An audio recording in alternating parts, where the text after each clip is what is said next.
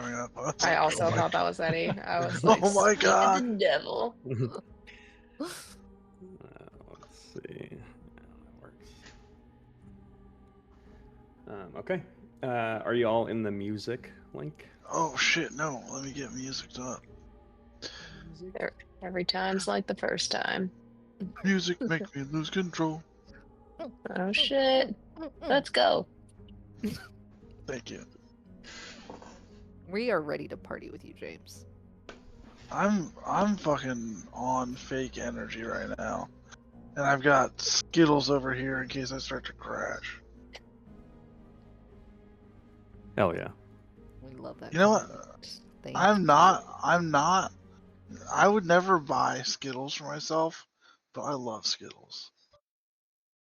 I don't know why. I don't F with What's Skittles. everyone's favorite candy that nobody else likes? I think mine is Tootsie Rolls. Oh, do people like Tootsie Rolls? That's a horrible I choice. know, and I know, and this is I actually love chocolate, but like I also like Tootsie Rolls. I don't know how to like Yeah, that is not I don't know chocolate. reconcile I mean, that. I think those are two totally unrelated things. You made so They are. many That's what I'm people are saying. so upset by this. Yeah. I know. Wow. I'll give I'm mine. sorry. I actually okay. So here's my Somebody thing. else go, please. I like the fruit flavored Tootsie Roll things. Oh god. Oh, that's those weirder. Ooh, are Yeah, oh, you know what? the Better vanilla than the regular Tootsie Rolls, but Yeah, still I bad. fuck with Okay, that. everyone's just ganging up on me now. I mean, I don't I will like give my any silent candy that's support. bad. I also like Tootsie Rolls. Yeah. Youchies. Your Which favorite one? candy that no one Enjoy. else likes? Yeah, in that category of candy. It's not my favorite candy, period. But I don't Like know. a That's shitty hard. candy. it's just Yes, like in the because I bag. think I only like Like, Vegetable ooh. candy. Yeah. I think I Almond Joy is only like good underrated. candy. I'm with James. Yeah. Haribo Star Mix. That's where it's at. I'll eat a Three Musketeers if I'm in a pinch, but I don't want it. Oof. Ooh, I Yeah. do like a dark Take chocolate glass in case Milky of Way. emergency kind of situation. Yeah. Like it's the only candy left in the bag, and I'm like, yeah, I'll eat it. Dark chocolate Milky Way. That's the go-to. Okay, that one's pretty good. Milky If Ways, I period, are just Yeah, pretty Milky Way good. period. no Yeah. to Yeah. milk, but milk chocolate for me, I can't do it. Yeah, I mean, I can do it, but it is a little cloying. Not a big fan. Rephrase: I won't do it. I Do we physically mess Okay, with can't. okay, chocolate all right. covered raisins? What? Because I mess with those chocolate covered raisins. Raisinets. No. Hell yeah. That's not Yeah, candy. yeah, I'll fuck with those. Okay, see, that's normal. I had dark chocolate with Pop Rocks in them, and that was probably the most interesting candy that experience sounds ever. good. I was gonna say, yeah, it sounds interesting. That does sound Wasn't- interesting. Wasn't bad. I like Pop Rocks. Yeah, but with chocolate, it's a weird. It's not even a flavor. It's just Sensation. yeah, they just add sensation Just to your dark the- chocolate, to your bitterness.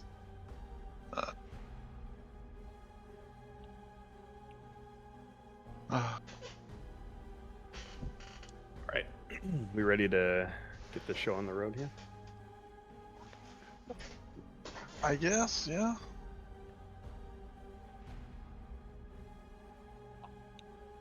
So, as we begin our session, we will start with Charles and Mazarin.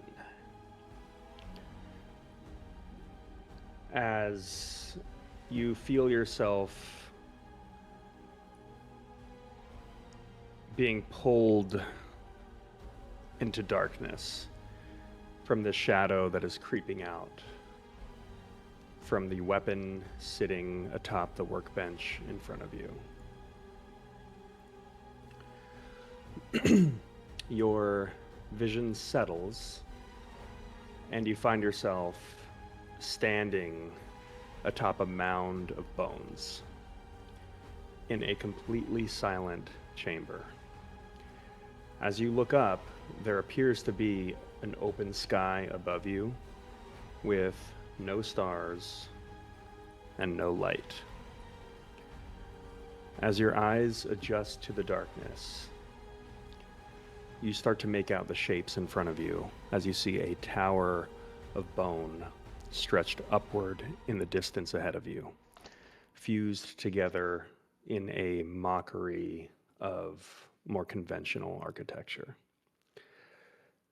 And as you take a step backwards, you feel the ground beneath you just give this gentle give as you look down and see this decaying skull that you've just crushed with the back of your foot, as this black ash, almost as though it's been completely overtaken with some kind of mold, just begins to emanate from where you've stepped.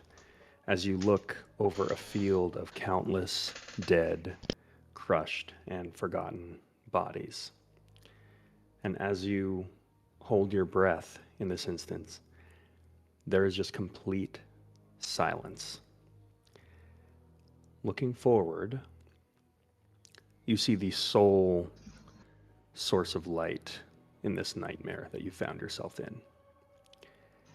A dimly lit forge next to a massive anvil of blackened bone that is half sunk into this mound of rotting flesh. You see chains of vertebrae hanging from above, attached to some unseen source, swaying in the air despite there being no wind. And the fire beneath it, from this distance you would expect to feel it. It casts no warmth, just the dim light. And in this moment you see this subtle movement behind it as your vision completely adjusts to this darkness. You see this hulking figure before you.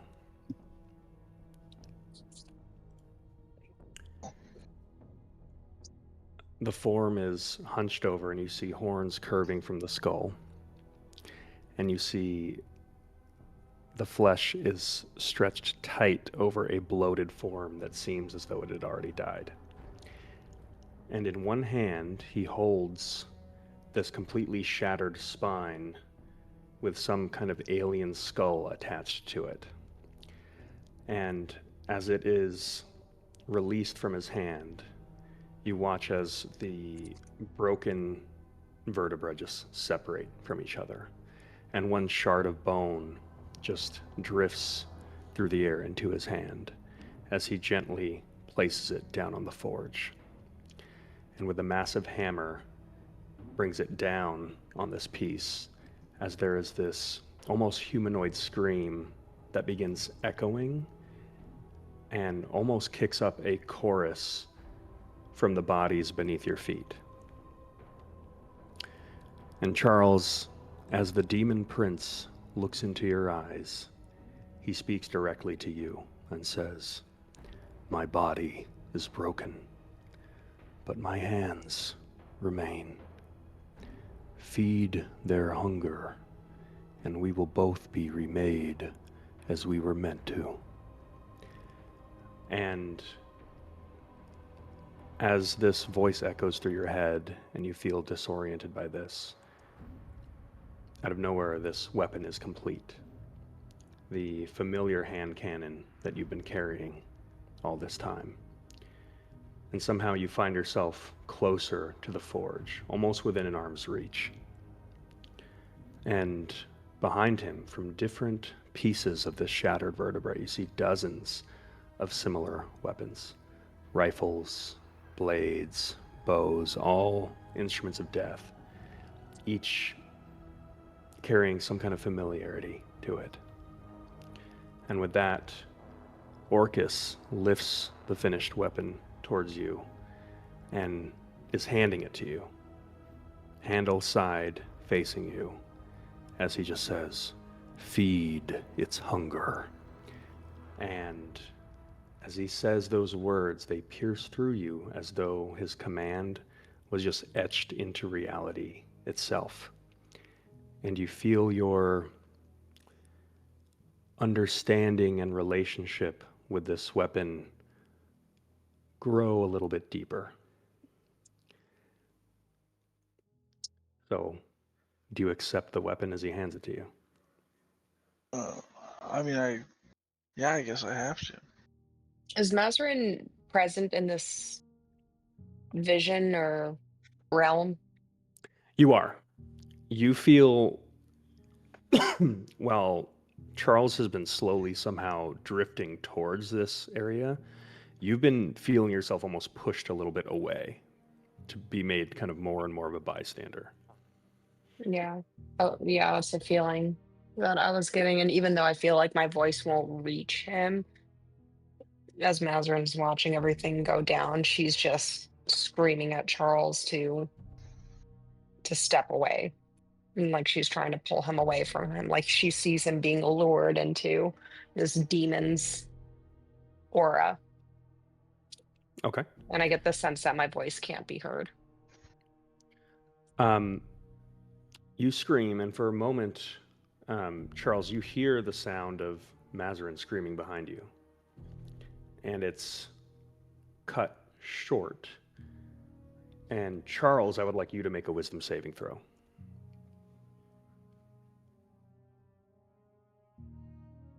15. Okay.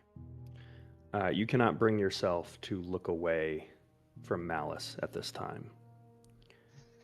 And Mazarin, you feel this like half bone, half rotten hand just grab around your face and start to grab around like your shoulders and like the top of your head. And you feel yourself slowly being pulled down into this pile of bodies, unable to move, unable to scream. And as you are, you see this just rotten face kind of lean into yours as you're pulled down to its level in the earth, with a little finger that just goes in front of its no longer half present lips as it just goes.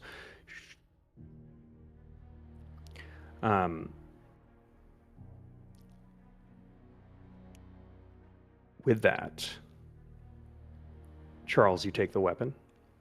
Yeah. You reach out, and as you grab the handle, as soon as your hand goes for it, you see that Malice just begins shuddering. Whether it's almost like it doesn't want to leave the hand of Orcus, or it's some kind of like excitement to enter yours. But as it trembles, you watch as it begins absorbing some of the darkness around the area. And although you kind of half-heartedly reach for it, you watch as the handle extends out towards you, as you notice the barrel of this weapon is actually elongating. And at the time that you grab it, the handle is not in the shape that it was when you put it on the workbench, as you are now holding what looks like a large, like long barrel rifle. And it's this very strange feeling, as there is a weight to this weapon, but you seem to just be able to wield it like completely effortlessly. But there's like a burden to carrying this thing. And as this shadow that it's absorbing begins to create a darkness that begins to block out your vision, you hear one final command as you leave this space, as the voice of Orcus rings out through your chest as he just says, "Return what is mine." And with that, both of you find yourself on your asses on the ground in Charles' room, sitting in front of the workbench as though you've just been like knocked down in front of it.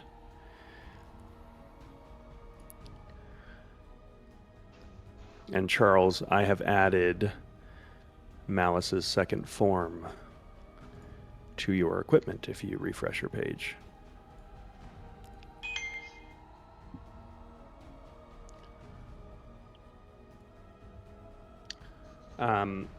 The rest of you, I believe, sans, I'll say Luminor would have had some time before her match, after preparing on her own.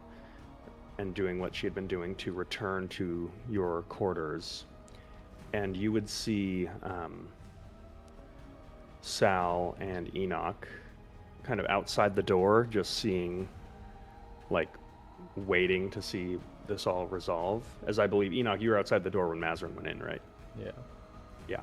So you would have seen them just kind of go catatonic for a second, fall down, and then kind of just be like twitching, like you know they're alive,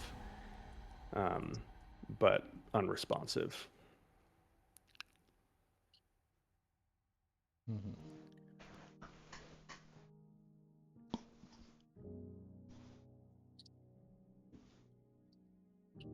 Sorry, did you say Enoch was unresponsive?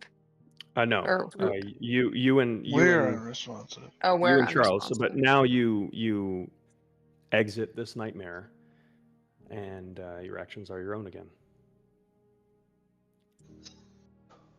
Mazarin is traumatized.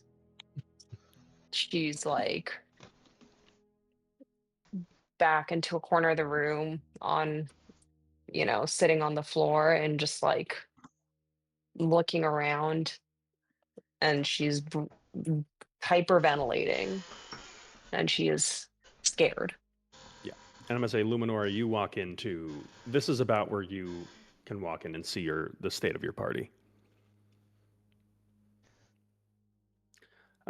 Anyone looking in the room would just see the last remnants of the oath bow that was gifted to your party, the sentient enchanted great bow that is the weapon of a paladin.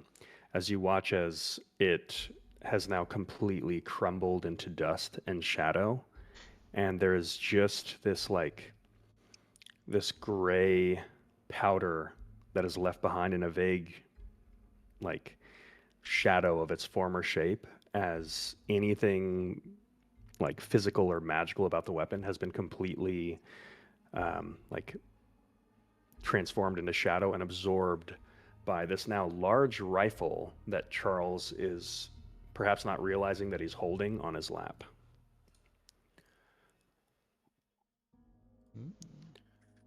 I do have a question about Fancy. the rules of this. Okay, yeah.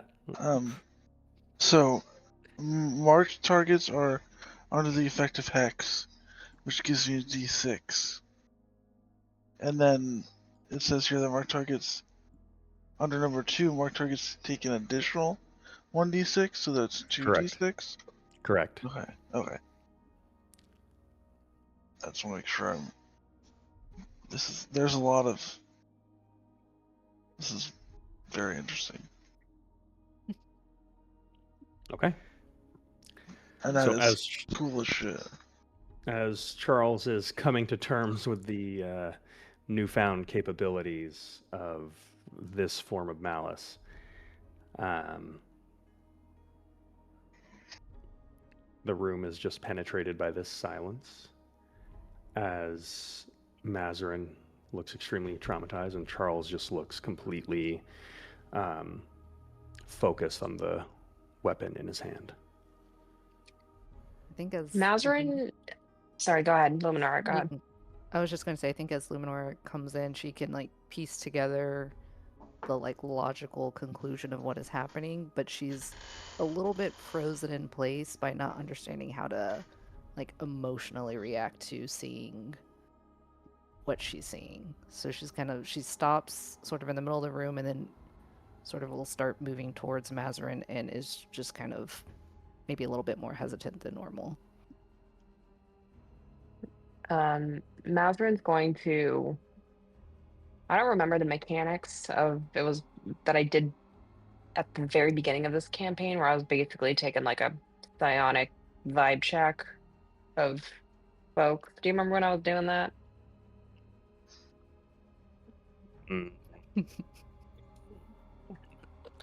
We'll take a look. Basic. I remember psionic vibe. Do you remember checks. that? Yeah.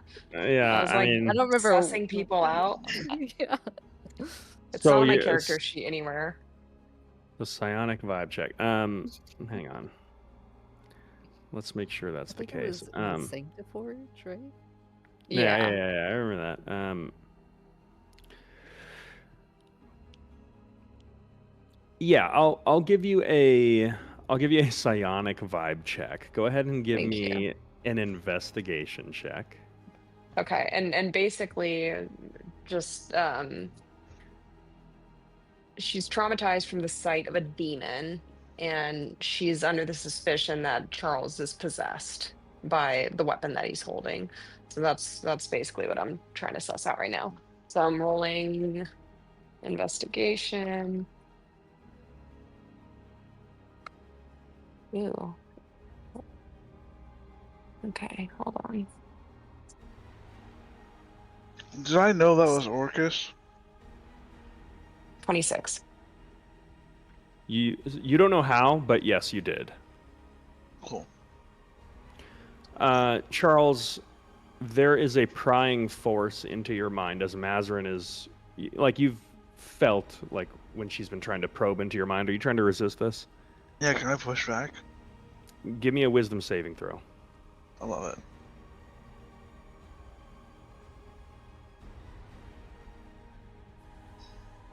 That is an 8. Okay, so 26. Okay. So Mazarin, You got a 26? I couldn't even roll a Investigation. 26. well, it wasn't a head-to-head check. Okay. I'm making this is like a net DC. So there's like an Okay. underlying DC, like graded like series of DCs for this, and your wisdom save is subtracting against her overall roll. So her corrected roll is now an 18. So, Okay. so Mazarin, here's what you notice. As far as you can tell, I'll say you would have picked up on like a psionic signature of your party members for being around them this long. Charles, as far as you can tell, is still very much Charles.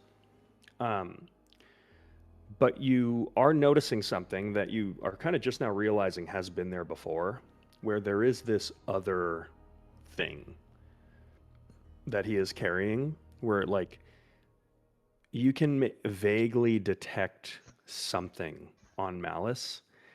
Like it's not something that's living, but it's also not something that's completely dead. It's hard to say. In fact, you've never seen anything like this. But and I would say the fact that you don't really know what you're seeing as you look at this signature is probably something that has been a little bit disconcerting for a while. But previously, what you kind of just assumed was like this pretty obviously cursed weapon. Its signature is now completely all over Charles. Like he reeks of this thing. It's like he has been completely bathed in whatever this like shadow was that was kind of always coming off of Malice. So Charles is still there. He's just kind of got this like smog around him. Got some stank on me. Yeah. Smell from a mile away, dude. So Mazarin, as she sort of um gathering herself after that traumatic experience, kind of zeroes in on the weapon and takes this information in. Zones in on the weapon, and she's gonna look at Charles and say, You need to get rid of that thing. He's here with us. And if you want any chance of finding yourself, whoever that was that we just saw is going to bring you further and further away from that. And she's just staring into your eyes, Charles.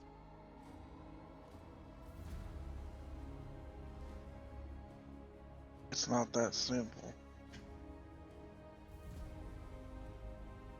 It's not simple. It's probably not easy. You got to get rid of him.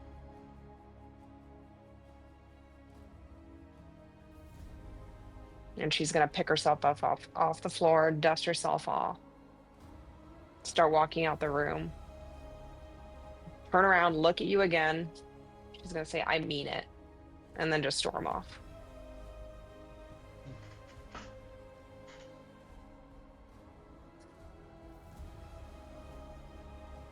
Are Enoch and Luminara both in my room right now? Gang's all here. They head around the corner. I'm just staring wide-eyed at all of this. I'm just gonna walk backwards out of this room. That was a little different. I'm gonna walk forward towards you, Charles. I've got no idea what just happened. I thought you were just hammering away, and then you started convulsing, and there wasn't much I could do for you. And Oh. reaches a hand out towards you to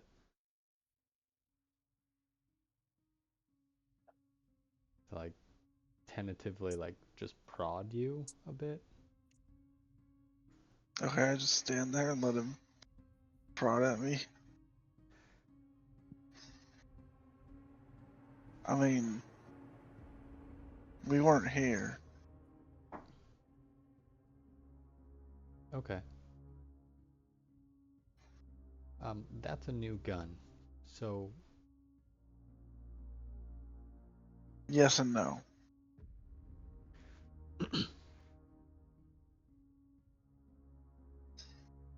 well, I guess if a seizure is the consequence of getting a power up on your gun, then it's not all bad, but Jesus, man, like tell somebody first. That was pretty.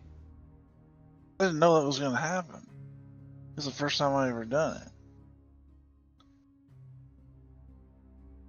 Alright, well, now we know going forward, seizures are involved. Maybe I just, don't barge into people's rooms. Right, okay.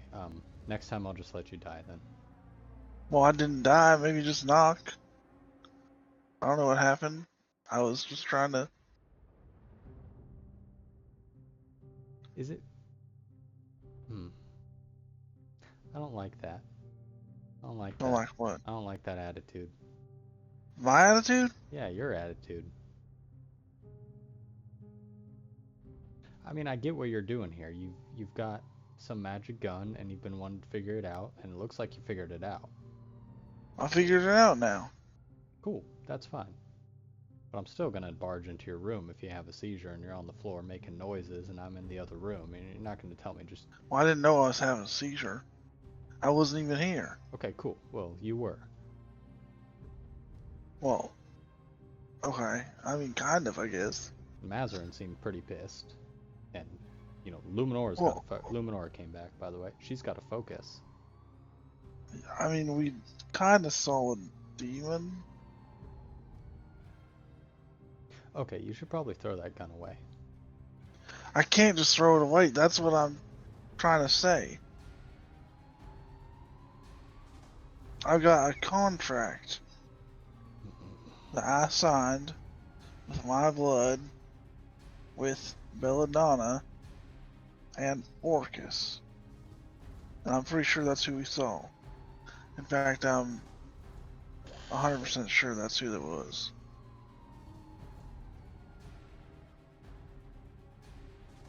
I don't need to roll for that. Wasn't that waiter guy or bartender supposed to bring me some books on Orcus? He was, yeah. Okay. I guess I'd read Maybe I those. should have read those before I did this. I don't know who Orcus was, and I wasn't there, but I do know that there are very strong ties to other places in this world, and Just be careful with them. We are pretty small in comparison to everything out there. Yeah, you could say that again. And I'm going to barge into your room every time this happens. But my one guilt trip warning is, if you want to see your wife, your ex-wife, you can't do that if you're messing around with Maybe, demon maybe, things. maybe don't touch me if I do that again. Cause I don't know how Mazarin got there, but she Good. wasn't here when I started. Good to know. Okay.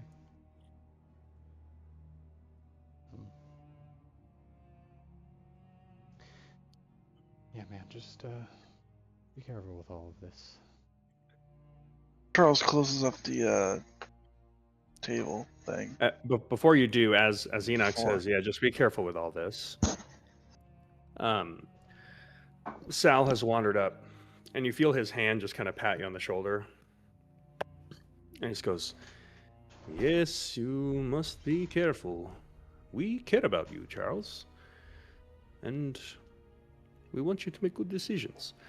Anyone with a passive perception higher than 12 will see something a little odd. As this hand is patting Charles on the shoulder, you see two other hands that are sneaking out of Sal's coat and kind of with like a piece of paper brushing off the dust from the weapon that Malice completely like consumed into this piece of paper and just like rolls it up, folds it, slips it in his pocket, and then one of those hands just like slides back under his coat, and he just kind of turns as the hand continues patting Charles on the shoulder. A magic hand, mage hand. Which was the mage hand? My shoulder or the paper?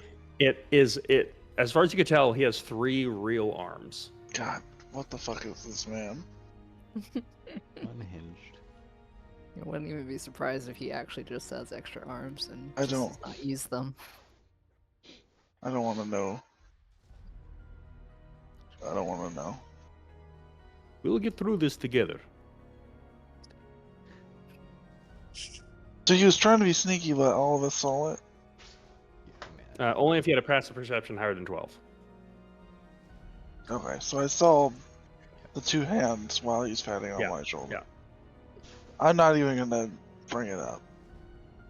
He just like gives you a nod and just says, "By the way, someone came by earlier and left a pile of books. I put them in my room." Those books are for me. Yes, they seem to be of no interest to me, but they were books, so I just put them in my room. Can I have them? Yes, they're your books. They're just in my room. What? Oh, okay. I go to his room. Can I take the pile of books? Yeah, I mean, it's not a pile of books. They're scattered all over his room. He's like opened them and like gone through them and like. I collect the books. Okay, please don't take anything that's mine. I left some cookbooks out. I take all the books that I can find. Okay, sounds good. Yeah. I would like to follow Mazarin out of the room, and I don't know where she's going, but I'm like trying to catch up to her, so I can ask her what the heck is going on. Mazarin was just, I guess, storming off and away from Charles. Okay. You could say Mazarin's maybe in the corridor outside. Yeah, I'm just gonna like walk up to your side and kind of follow you wherever you're heading. Just I think I missed a lot here, but could I get just a like brief situation report? What's going on? Yeah, I mean, I heard Charles hammering away in his room. Knocked, no response. And when I opened up, I was teleported against my will to a demon realm, where I locked eyes with a demon and saw Charles have some weird intimate moment with said demon who was crafting weapons. And I yelled at him to not take the weapon, obviously. And then I had a demon corpse drag me down into the underworld and shush me. Yeah, dark shit. Pretty dark shit. I'm really not happy about it. Could have gone my whole life without knowing that any of that existed. So yeah, I'm pretty terrified and scared for obviously Charles, but honestly all of us. Okay. So that cursed gun is really cursed. Super cursed. And I don't know much about Orca. Um, it's probably in all of our best interest to know how deep this goes. Yeah. Okay. Do you think this affects the viability of our current mission? Do we need to pull out? No, we can probably finish a mission. I just think I kind of scanned Charles' mind, and he's present. He's there. You know, he's still himself. But there is the presence of something else, sort of just raping him. And my fear is that eventually it's just going to completely overtake him and what I thought was his mission to uncover his own past. It's just making that whole possibility murkier, and I don't know how that's going to happen. Mm-hmm. And you? Are you okay? I'm cool. I'm just, scarred for life. And we'll probably have nightmares tonight and every day for the rest of the foreseeable future. Hmm. But I'm fine. I'm still me. Okay. I don't think I'm entirely convinced. And I don't know what to do with that. So I Me am neither. sorry that you went through that. And I will hesitantly pat you on the shoulder. Thank you. But yeah, no, as far as our current mission, you just keep your head in the game and go in there and go get him, champ. We will deal with the The demon business. consuming our Yeah. companion. Yes, Nope. at some point. I mean, we'll have to. We'll have to. Okay. It's bound to blow up in Perfect. our faces eventually, but for now, eyes on the prize. Okay. Great. Perfect. Thank you for that. Anytime. Yeah. Okay. Great. Perfect. I'm gonna head back into the main room where everyone is, I'm assuming. Okay. Charles went back to his room with the books. Didn't bother to close the door because apparently nobody respects his privacy. I can read your fucking mind, dude. So I didn't say, the word privacy means shit to me. I didn't say anything. Dates have That been was- invaded. You're That as was- you as you think that, kind of angrily going back to your room, I'd say that you briefly cross in the hallway with Mazarin, and it's almost like she can hear you thinking that, and she's just staring daggers at you as you just oh shit, can she hear that? You don't know if she can or if she can't. Yeah. Oh, Luminora, Yes. can I tried Yeah. to tell you earlier, and I don't know if you were too focused or too far away. Okay. Figure it's best I'd let you know before. Spit it out, Enoch. What You is do- going on? There's already a demon in one of our. Just what's up? Oh yeah, that doesn't matter, really. We can deal with that later. Your sister knows you're here. Oh. Actually, everyone knows we're all here, but maybe most importantly you. Perfect. Okay. And he looks towards some of the group for reassurance. There's only This Sal, doesn't look like and he you're is not fighting it. reassured. We were thinking maybe it's best we or you just kind of come out with the reveal of yourself. Everyone knows you're here, Luminora, and Yeah. Okay. Perfect. Yeah. Loud and clear. Got it. Noted. Love it. Perfect. Plan. Going to plan. Charles pops his head out of the room. Enoch, did you tell her that everyone knows she's here yet? yeah, everyone Yes, knows. Charles. He just yeah. let me know. Thank you. Yeah, We will adjust accordingly. It doesn't really matter. that's what I said. Perfect. Oh, cool. Good- All right, Good news though. good meeting. Freya is on our side, and or maybe the whole house. I don't really know. Freya was like, "Oh, Luminora's here. Yay!" That doesn't sound. Well, she was the only one who didn't know you were here, but then I let her know. Okay, I'm sorry. What were the The What was the important context of everyone knowing that I was here? Was it just that you were running around telling people, or No, just well, I just am curious now that we you we said know that. that no. we know Belladonna knew you were here, right? Ahead of Yes. time. Okay. Turns out everybody except for House Maelthram. Maelstrom knew that you were here as well. Yes. Including Celeste, because I walked right past her and she did not seem to be aware that I was here. That wasn't entirely my fault. She read my mind. Yeah. Again, just curious about the circumstances. We will put that in the situation report and we will figure this out for future missions, but it doesn't matter. We will pivot.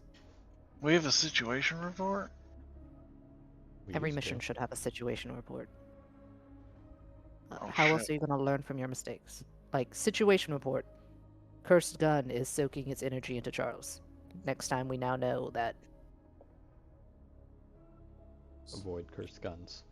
Exactly. Thank you, Enoch. There we go. Yeah. Go team. Okay. Gold star.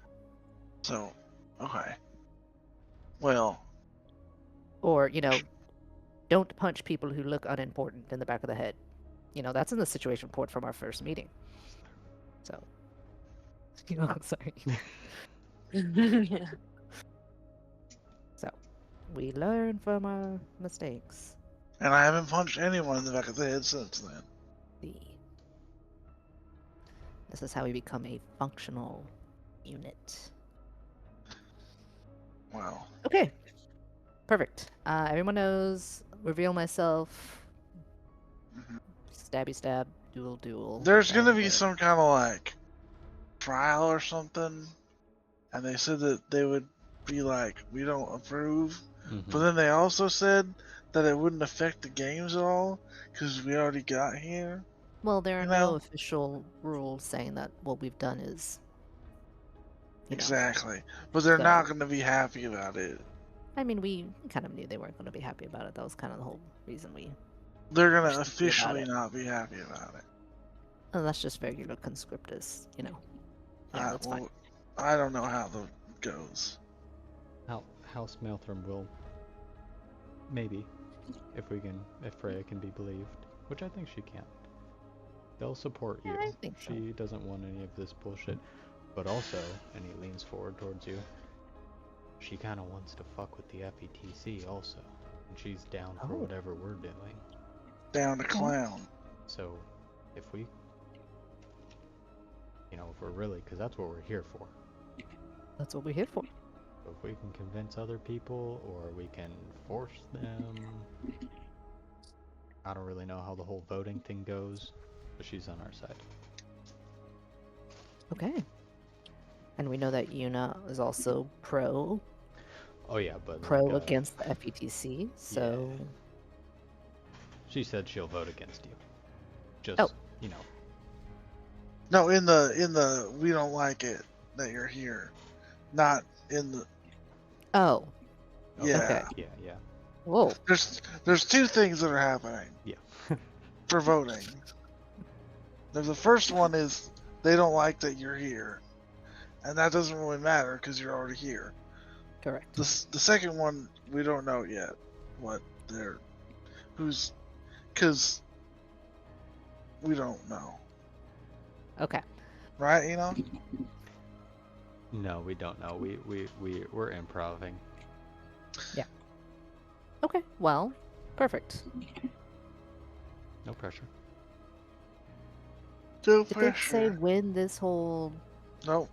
vote Uh, against? Well, Okay, you have let's to just- reveal yourself first, yeah, so they which can I be mean, I outraged. figure we'll do immediately. You know, do it in front of the crowd for the drama. You know, get the Oh people on yeah. our side or against us. I don't know, but the more people are aware and the more talk there is about it, I feel like the better for our cause. Yeah. So, okay, great. Now I just need to win. Yeah. Go. Oh. You know, warm up or whatever you gotta do. What do you think I've been doing all day? I don't know. You think I'm just putzing around, like kicking rocks? Yeah, I've been warming up all day. Winning is the easy part. We're not worried about you winning. Yeah, Uh, you got this in the bag. You did last year. Yep. Do it again. Yes, sirree. Oh, I don't know if you saw, but Belladonna is also like possessed or something. So don't worry about that. Oh, yeah, But did she, is Yuna alive? Yeah. We talked to her. Okay, just making sure that she got the healing that she needed, because I thought I remembered something, oh, she died, but she's back. but she's back. Perfect. Okay. Cool. All right. I look at the sundial on the wall. Almost That's how time that for works. Sure. Yeah. I'm sure we have- There are There's clocks. a magic. Oh yeah, that checks You've out. got about an hour. Like it's about time to kind of present to your corner as your fight's coming up soon. Okay. Oh, Charles would like to hold the new gun and think really hard about the old Malice. This- Yeah. As you do, I mean, you don't have to think hard at all. Like this is as natural as breathing. You just will it, and you watch as it just kind of like collapses into shadow in your hand, and then just reforms into the form of Thanatos and Annihilator. These are pretty cool names. Charles holsters Thanatos because it's just easier to walk around with a holster than I will say you would also be able to completely like disapparate the weapon entirely. Yeah, but he likes to have the weight. Yep. But I'm saying if that's something else that you have in this moment learned how to do. So this is like packed weapon rules. Pretty much. Okay. And these are it's essentially the same weapon. They have two different forms. Yeah. I've updated. I made a typo. I've updated the Annihilator form. It only has one charge, so this is like fire. Then it must be reloaded, and it will stay in whatever form you left it in until it's reloaded. Meaning, like, if it's unloaded and you switch weapons, your other weapon is however you left that form of it last. Okay.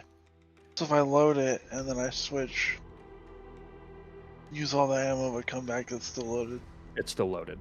Okay.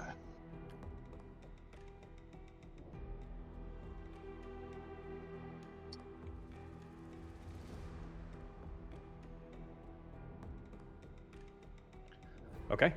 So Luminora, you present to your kind of your corner.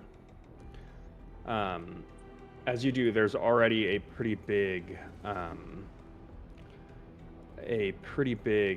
crowd that has been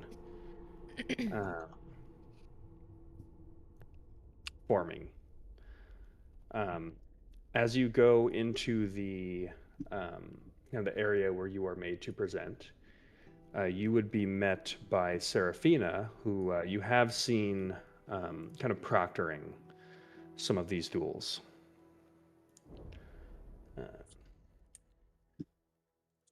Who was that again?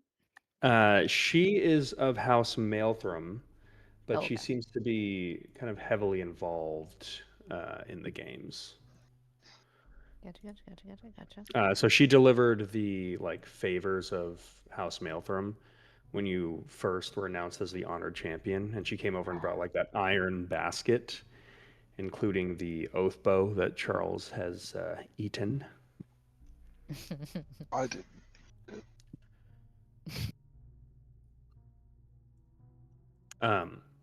And as you're in that area, you watch as she kind of looks to you and says, "What form are you in, by the way?"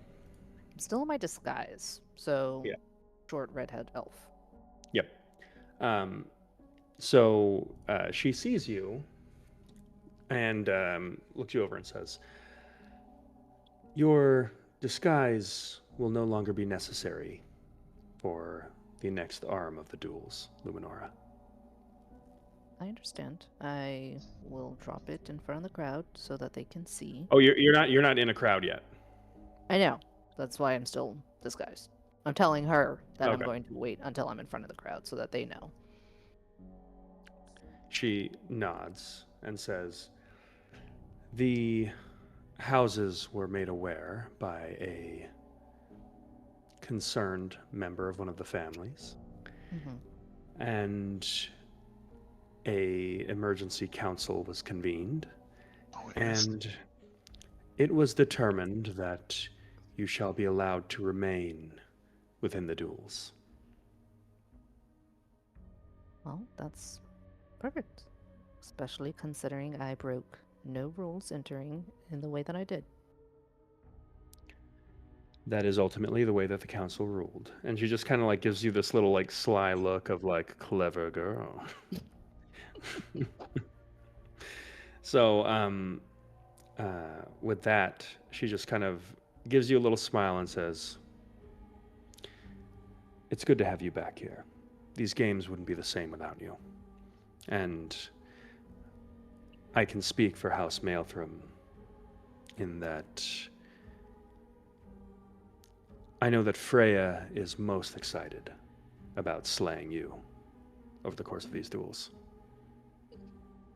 And she just gives you this like smile of good luck, and then she just kind of like raises her hand as though to mean like you can step out now, and she begins to walk out into a cheering crowd.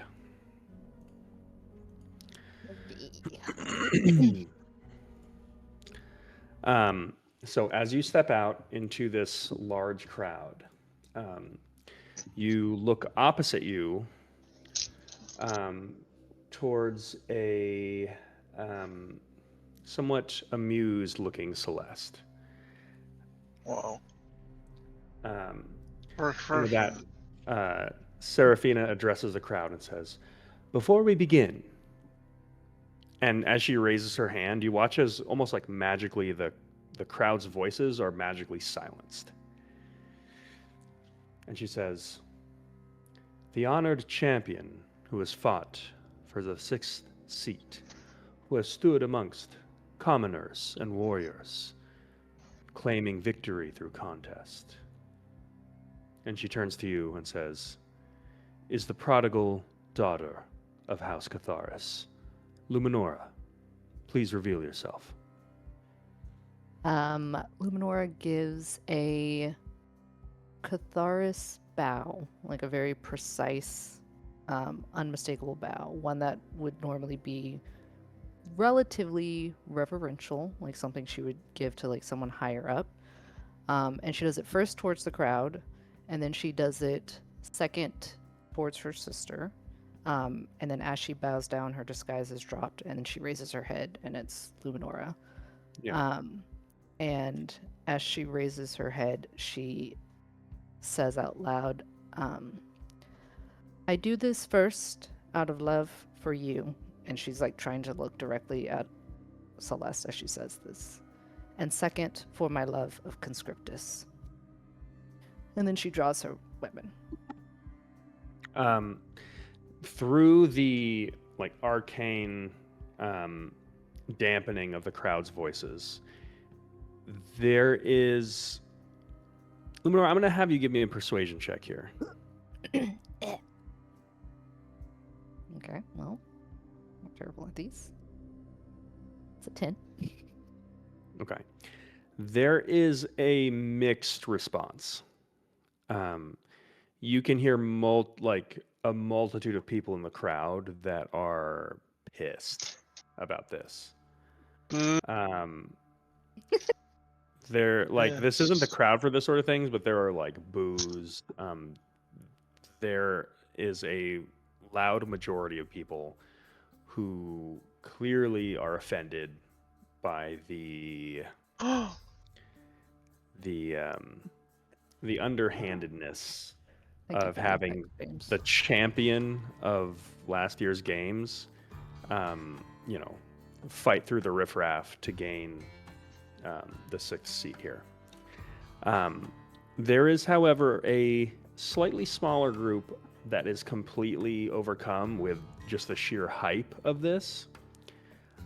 With there being just like this whole situation where like the champion of last year's games, kind of this like, kind of hot upstart who everyone was really excited to see, being taken by the Ledgermen, and now they're not there. And then it's like, oh, like House Catharis is kind of like the most fun to watch, and now it's like Celeste, this nobody.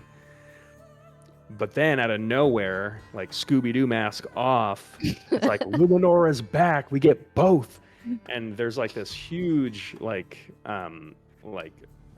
shouts of just hype of that begin to overpower the kind of like residual boos and outcry. And with that, you watch as Seraphina just snaps her fingers, and there's a like thunderclap above that just deafens a whole bunch of people. And just silences the crowd. And she says, she entered these games under concealment. She claimed no title, no advantage from any house that was not earned, and she fought as one unmarked. And she kind of turns over, and like her gaze kind of sweeps over the box seats of the houses as she says, this has been reviewed, and the Council of Houses has conferred. Objections have been raised. However, no rule has been broken. There exists no article within the laws of Conscriptus that forbids a member of the Houses from entering the 6th seat under concealment, nor from competing amongst commoners to earn it. And with that, she says, as such, no punishment will be levied. Not upon House Catharis, nor upon the honored champion. The 6th seat stands as earned. And with that, it seems like at this point the crowd knows better not to make too much noise. And she says, now, with this matter concluded, and she turns towards the two of you, and you look at, when you first looked at Celeste, you see that smile of hers is a little bit for show, and it looks like a smile of frustration. And she's just kind of like shaking her head a little bit at you. Like she's clearly very pissed that you came here this way. And with that, she says, now, by the right of the 1st seed earned through last year's victory by House Catharis, we have their champion, Celeste Catharis. And with that, Celeste stands forward, wielding the Meridian Blade, and you watch as she just like gives this like flourish with it. And as she swings the blade, you watch as there's this kind of trail, as though like, almost as though she took like a massive like paintbrush and wiped away reality for a second, where you see this trail where it's like, in the scar that her blade left, you're kind of peering through into like just a galaxy that is sitting in that space through which she's like swung her sword, that just vaguely fades after like the blade is pierced through. And she says, and in this corner, by contest, by blood, the honored champion, Luminor Catharis. There's like this, like, again, faint, like clapping, a little bit of like murmuring, and then a couple, like, just a couple people that are way too excited. And with that, Seraphina holds her hand up and kind of steps off to the side and says, "Two sisters, two paths. Let the duel proceed." I would like Luminora to start out with a wisdom saving throw. What?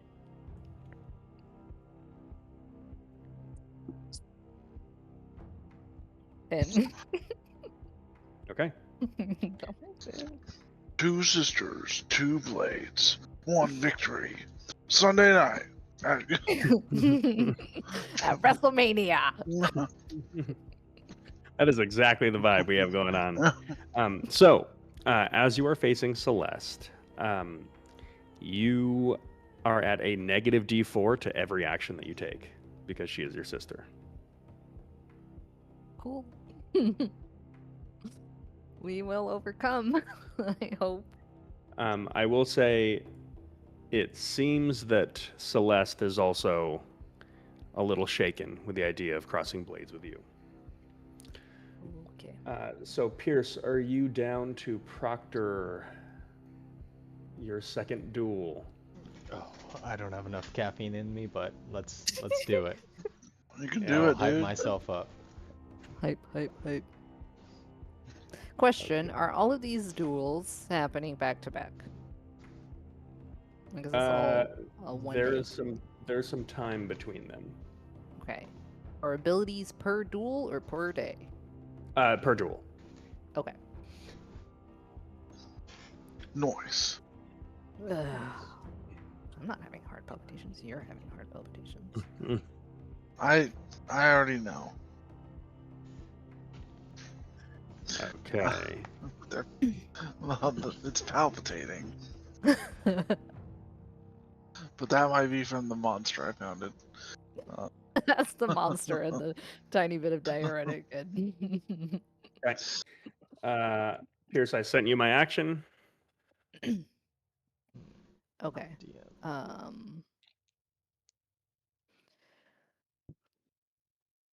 I don't remember what anything is. I'm so sorry, guys.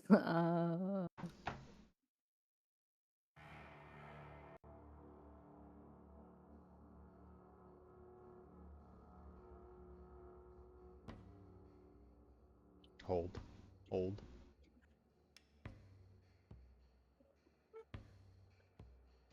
Oh, thank you for that.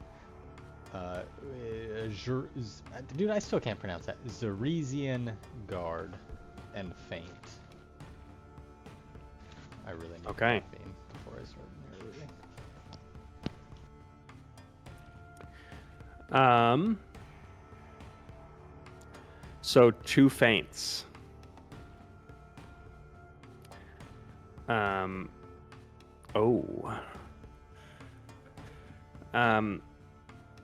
Celeste is going to use her only use of Zalathaean Clarity to restate her action, It's okay. and she is going to turn her action into a Zeresian Blade instead. Okay. Okay. Is there any confused. response? Is there a response? Oh God, we're playing like this. That you'll You have know advantage what? against your feint. She'll have advantage against my feint. Wait, I thought Zeresian What? Guard was a parry.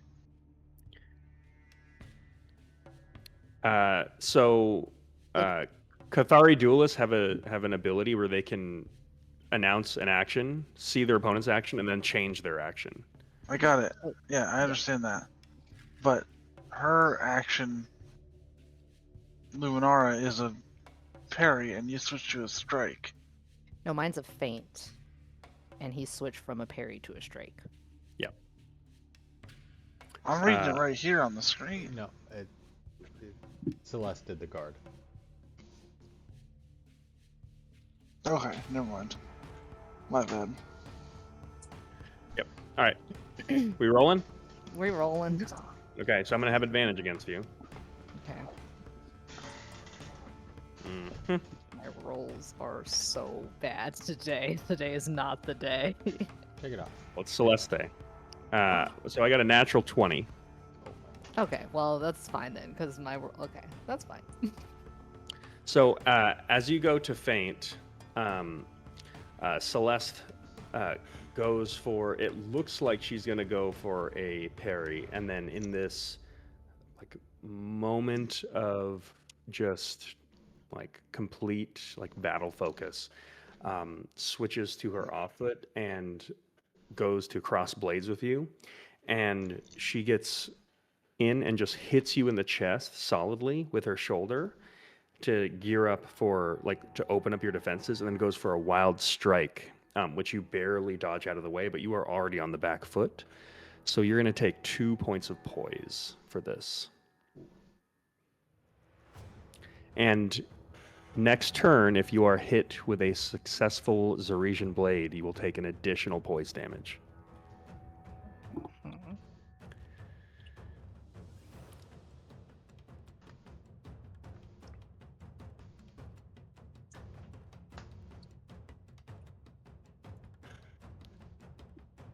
Okay. Okay, and then we go to our next action.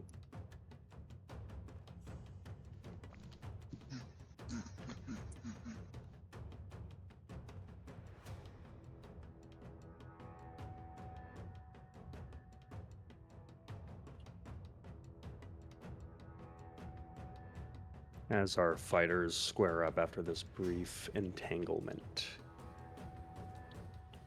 Celeste with the early advantage. It looks like the younger sister's coming out on top. Oh. Color commentary? Yep, this is WWE now. There's a shoutcaster. Yep. Feint from Celeste. Looks like she's taking the back foot, and parry Cathari riposte from Luminora. What is that? Yeah. So I'll be taking my advantage again. I will use clarity this time. Okay. Clarity. To strike against your feint. Okay. So you have advantage. Yes. That is a Number to beat's a 19. 20. We're both taking -4, right? Yeah, I had a Okay. -4. You had a minus? What the heck? Jesus. I got a 17 plus a 7 minus a 4. Did I do my math? So 20? No, that's a 20. No. Yeah. So I'll tell you this, for a feint, Celeste has a 9. Jesus, she's a fainter. Okay. So in this one area, and you notice this just now, this isn't just her having the Meridian Blade. She, at this particular action, she's better than you. But no, you come out on top. So she takes 2 points of poise for this. Okay. Cool. God, this is just the first battle, guys. I gotta channel my Pokemon Stadium announcer. Yeah, you do. That's what I've been. Okay, I'm just going to write down all the stuff that I've done so that we can keep track of it. It's not me just blast messaging you. Okay. Blast messaging me is fine. I've got DM. Okay.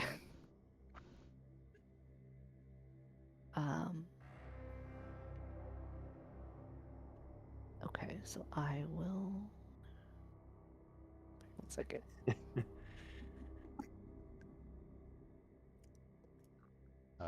Alex, you can just send me what you have to do. Don't put a line break, because that fucks with me looking at things. Okay.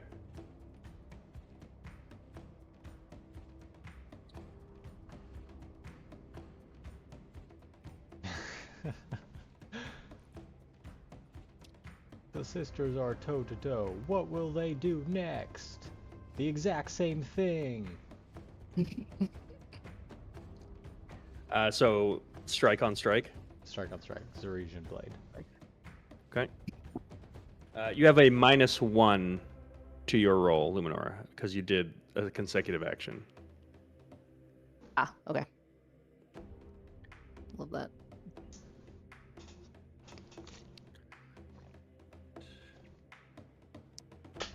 Does she also have a minus 1d4 to her feints?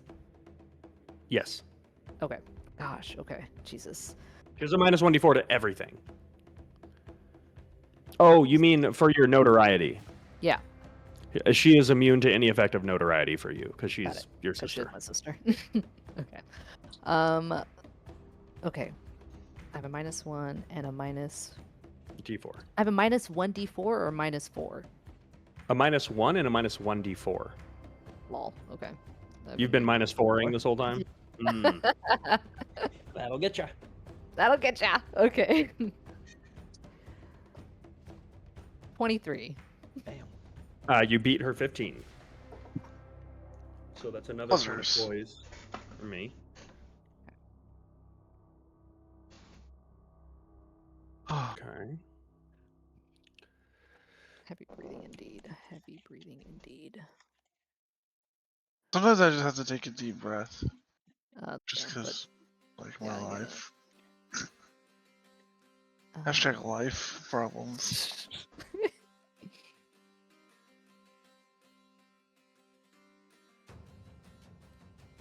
Oh, I like this little John.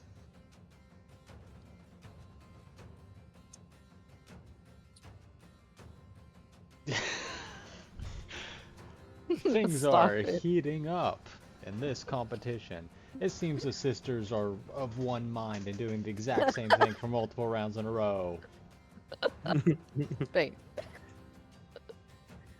Okay. Although I did a Faraday's Gambit feint, so I Yeah. can clear it as a Mm. strike. Wait, did you also do that? You Yep. did the exact same thing, yeah. Okay, well I'll stay as a feint. Then, I mean, she's going to declare hers as a strike. How's this work? But if I strike again, I have like -2, don't I? Exactly, exactly. And -4, another D4. A minus 2 and a minus D4. But, okay, never mind. I'm gonna shut up. I'm just Here's what I'm going to do. Super quick. Give me an insight check, Luminora. The DC for this is 12. I'm so stressed. Oh, thank God. 21. Okay. You know your sister. Yeah. She is pretty naturally talented, despite like not as much, Batman prep time. Her weakness is that she is unseasoned, and she has anytime someone makes a feint, she has an additional negative D4 against feints. So use that information as you will. Mathematically, you may be better off announcing as a strike because she will get advantage against you with her strike. Mm-hmm. Okay. Cool. Well, we will strike, Okay. and I will put that information in my brain somewhere. Okay. So when you announce it as a strike, you take an additional minus D4. So you're at minus 2D4 minus 2. Now I don't want to do that anymore. Okay. Okay, that's not bad. I mean, she took another minus D4 to do this as well. So Okay. 1. Okay.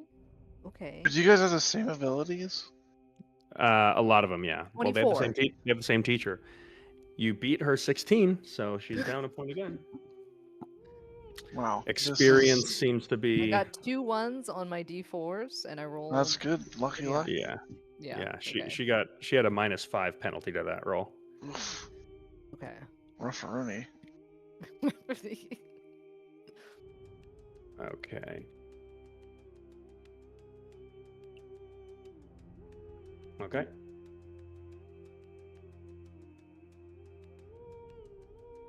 Oh,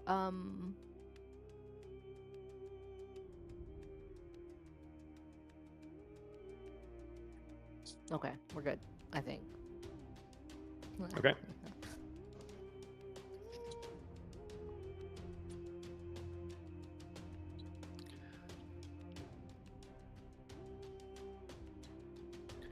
To make this easier, I'm going to actually cancel the minus d4 because we both have a minus d4 against each other. So we'll just cancel. They'll cancel out. Okay. Sure. Based on how bad your wisdom saving throw was, I was hoping it was going to be like a d6, but Okay. Thank you. I love that. okay. Our actions announced. Yeah. Okay. Alex, you Yes. send me yours? Yours is fresh? Yep. Okay. Yep, mine is fresh. Face strike fighting poses. Faint for both of you.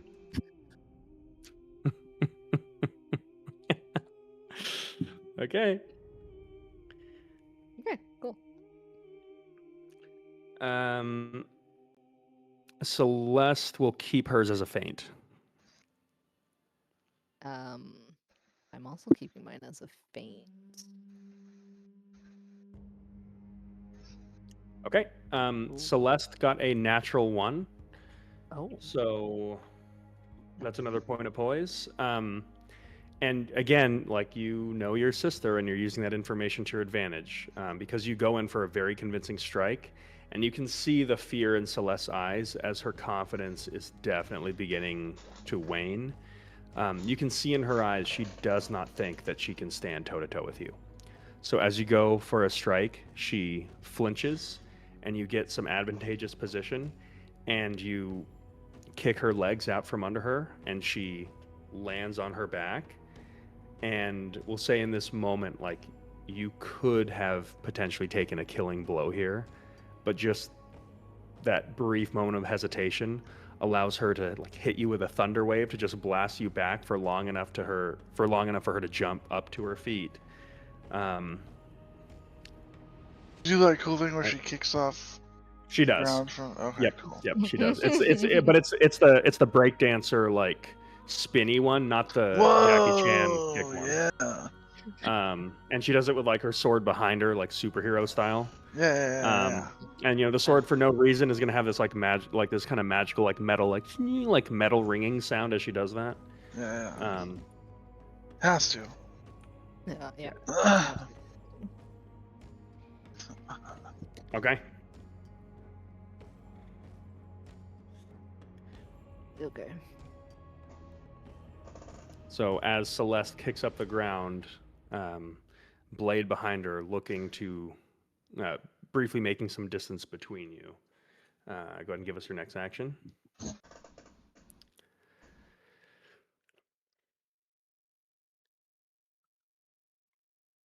Here it is. Counter strike. Strike for Luminora and feint for Gibby Strange. Oh. Celeste. Oh no. Okay, you have advantage. Hey Maz, can you keep an eye on me? Or maybe do you want to come walk with me? Do a little bit of a intimidation detail. Ooh, that's a Yeah. natural 20. Sounds like my bag. You had a natural 20. Yeah. Ooh. Okay. So I'm gonna say it. I'm gonna make up this rule because I'm the DM. Yeah. I'm gonna say natural 20s do double damage. Hey. Just kill her outright. I did a Zeresian blade also. I wrote that down. Yeah, sorry, I Written down. forgot to say that. Yeah, she did. Oh. Okay. Good to know. Okay.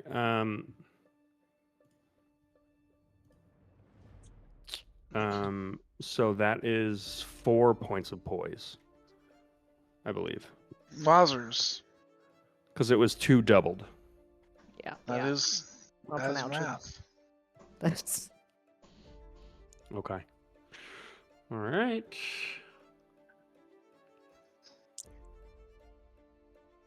Yeah.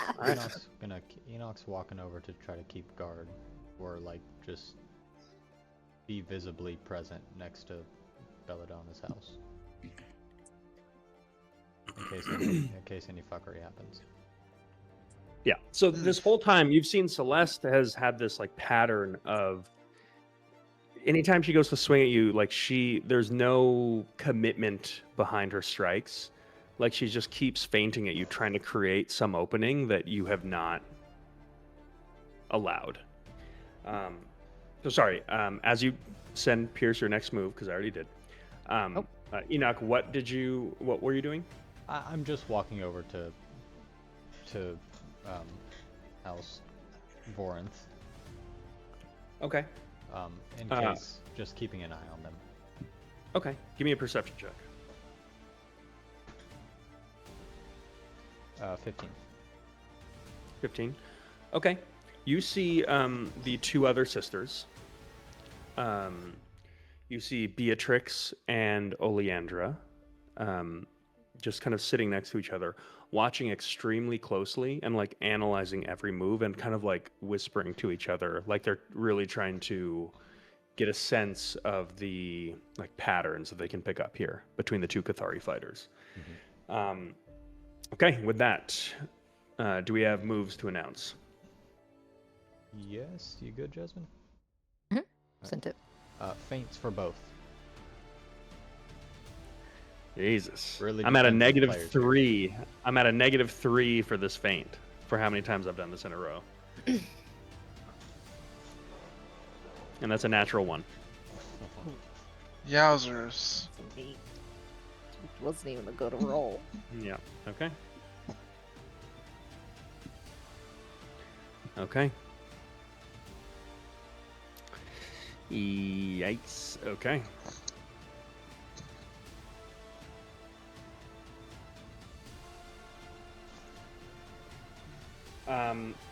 With this, you see that Celeste is completely on the back foot. Luminor at this point is just like knocking the blade almost out of her hand at this point.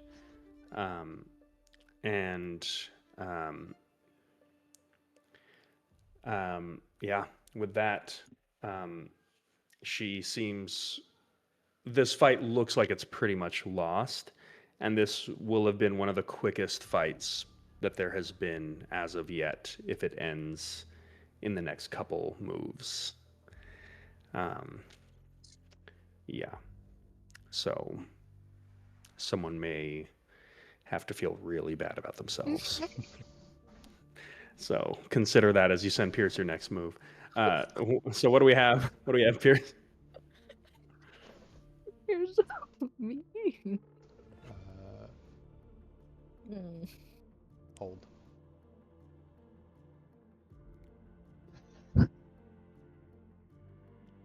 Sure. Luminor, I think it's fair to do this, Luminor. I'm gonna have you make another wisdom saving throw here. No, Unless you feel that Luminor would not hesitate at all. Oh no, she's No way. no way. What? No way Lumina hesitates. I second that. She's Yeah, like she's trained to do she's- one thing. when she's in a duel, it's kill and that's it. Hey, you know what? They're not wrong. This is nothing you haven't done before. You're seeing red right now. I'm not seeing red. I feel like there's I more. don't know about I think there's more a sense of Luminora's like.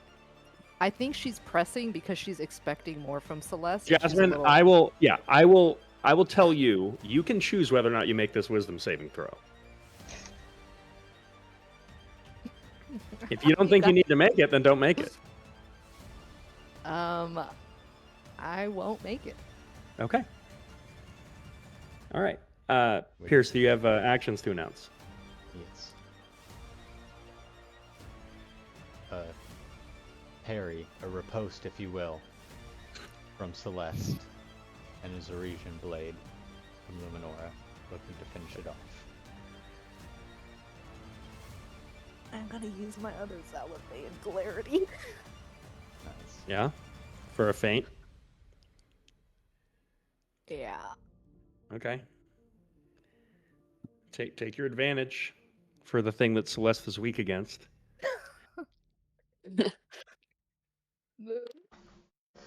Maybe I'll roll a one.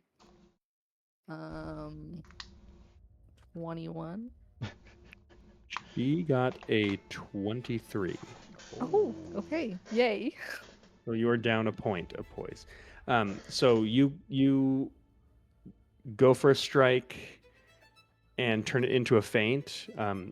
This time she kind of has seen the pattern after falling for multiple of these, and actually meets you, crossing blades with you, and just with her momentum pushes you on your back foot. I think Luminora will kind of smirk a little bit at that. And I feel like she's sort of been her method so far has been like really press and like very aggressive, and I think the whole reason that I didn't roll for the wisdom save is because she's not like giving in to like her emotions at this moment, and she wants to see like Celeste kind of give a little bit more of a fight. Yeah, it would maybe be more of an insult to take it easy on her. Yeah. Okay.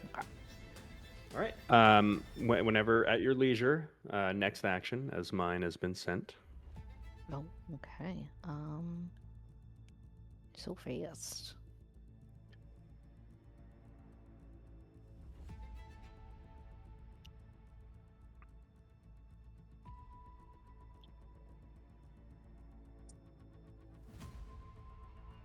What will the other side do?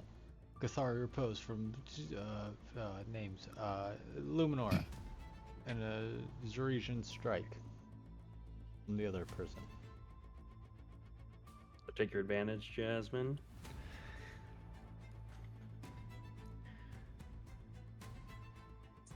Ooh, that's not a good roll.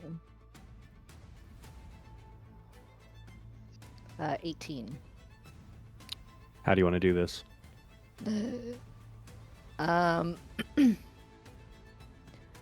I think maybe it's something that Luminora has sort of learned outside of the house, that she uses a move that she thinks would totally throw Celeste off her guard. You know, she's been fighting weird stuff like mind flayers and crazy stuff, and so she like maybe opens herself up in a way that Celeste is completely not expecting. Mm-hmm. So we'll say, do you want me to take over from here? Yes, please. Okay. So we'll say that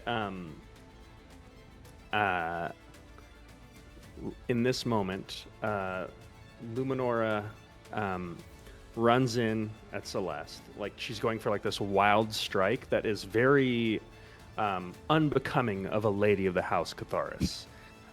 With like a long outstretched arm, like kind of cocking back. Like she looks at this and she's like, I'm almost sure this is a feint, but I can't risk it. So she goes for a parry, and she was right. It was not a feint at all. But you just use like the sheer force to knock the blade out of the way, and in a very like Enoch style, just rush in with like a flying knee, and you hit her right in the throat. Kind of like knocking her to the ground, and as you do, you kind of like catch her arm and like twist in almost this like Russian martial arts like arm bar, in which you pry the meridian blade out of her hand and just point both blades to her as she has been disarmed on the ground, with the Echo brand in your right and the Meridian blade in your left, both just like crossing streams, as there's this almost like magnetic interference between these two Cathari blades that are this close to each other. And with that, there is like a complete silence, and you watch as Celeste like looks at you with this look of like frustration, and you can see her going through her mind of like, what spells can I use here? And you even see her just like flick open a hand, and you instinctively swipe behind you and just like cut a swath through her spellbook, sending pages just flying, like showering down upon the both of you. And she just looks at you, knowing she's really got no options left. And she just like shoots a look over to Seraphina, indicating that she's yielding. And with that,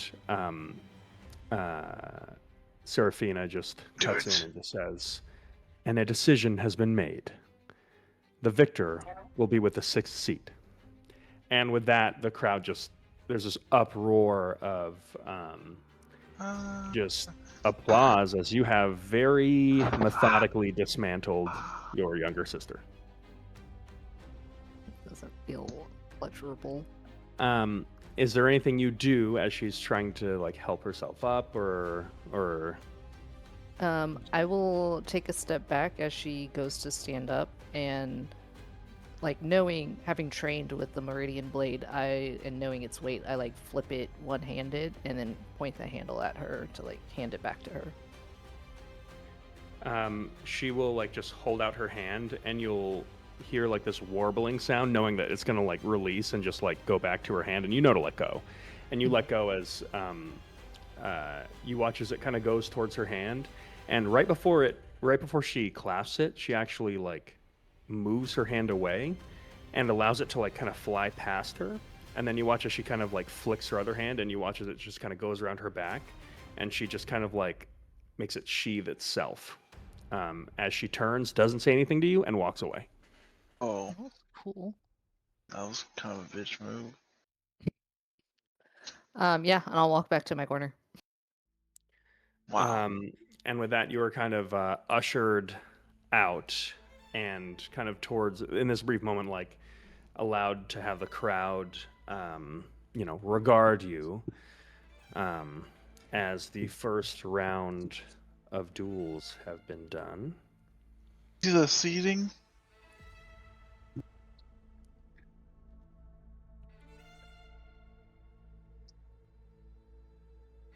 Nice. Woo.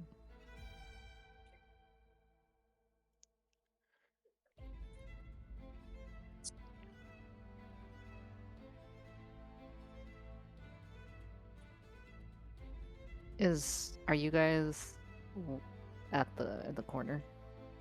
Like where I'm walking back? I mean, yeah, I'm in the crowd. Or in our space. Okay. You guys aren't close enough to Or talk. 4-person section. Yeah, I'm in our place, wherever we go. Yeah. I'll Enoch's just- making his way back there. Okay. How does House Catharis look? As far as like towards Luminora, Yeah, just reaction. you watch as an individual who you do not recognize, kind of like this, for lack of a better descriptor, like this gentleman, appears to be human in maybe his like mid, I don't know, 40s or 50s, with kind of like long hair with like one side and kind of like a ponytail. He almost looks like he's from like Hangul descent, but he's not short. He meets with Celeste and just kind of puts his arm around her and is kind of like giving her like a pep talk, almost like something that like a coach would be doing. And you watch as the matron of the house just takes a look down at Luminora, and Luminora, you lock eyes with your mother as she just gives you a nod of approval.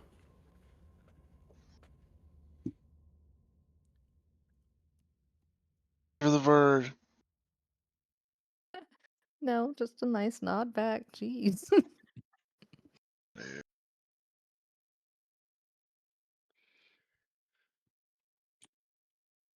Oh, I understand now.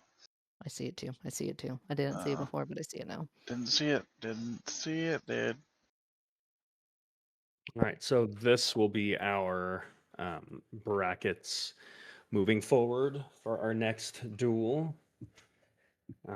This could be possible elimination rounds for some teams. This is possible elimination rounds for sure. Dude. Ooh. Whoa, you got stretched weird.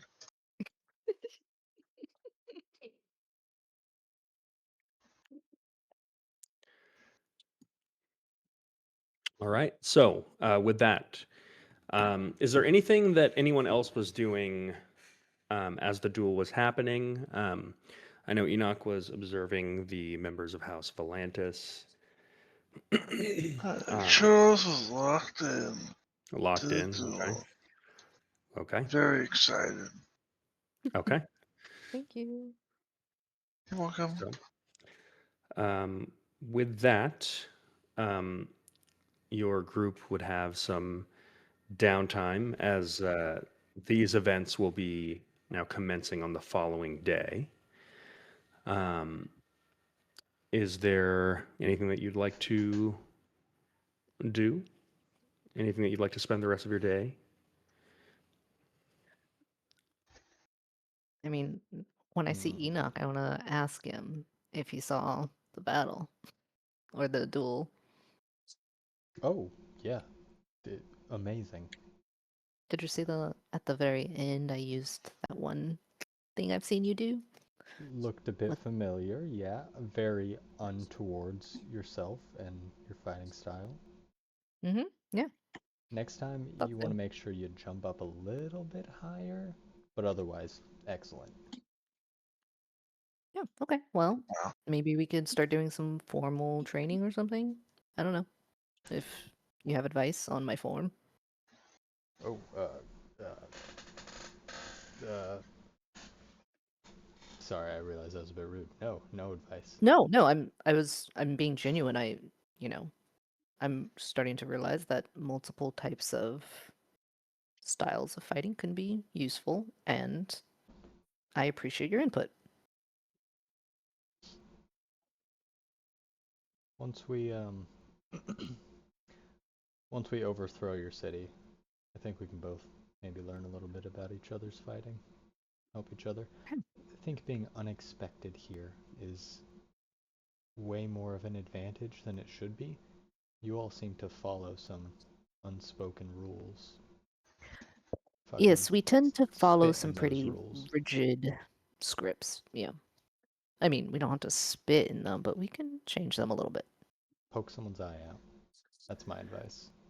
Yeah. Always works.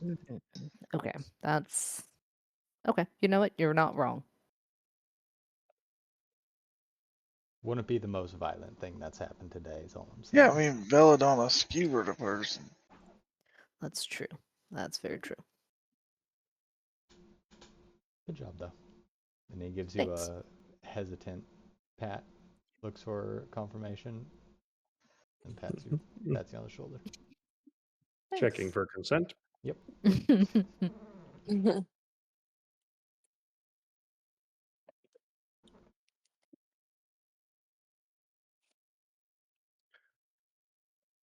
So while you rest up and get ready for tomorrow, are we just relaxing the rest of the day, or do we want to? Charles is back to his room and wants to do some reading. I still say Charles go to the getting ready browser. to learn. Mm-hmm. Gotcha. Is there any political campaigning we need to be doing? Yeah. Or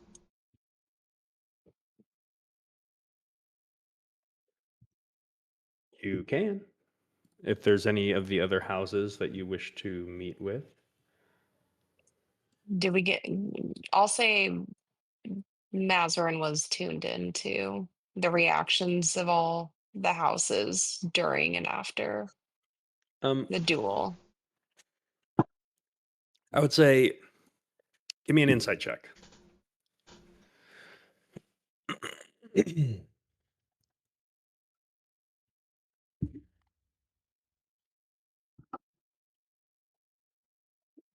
No, come on, an 8.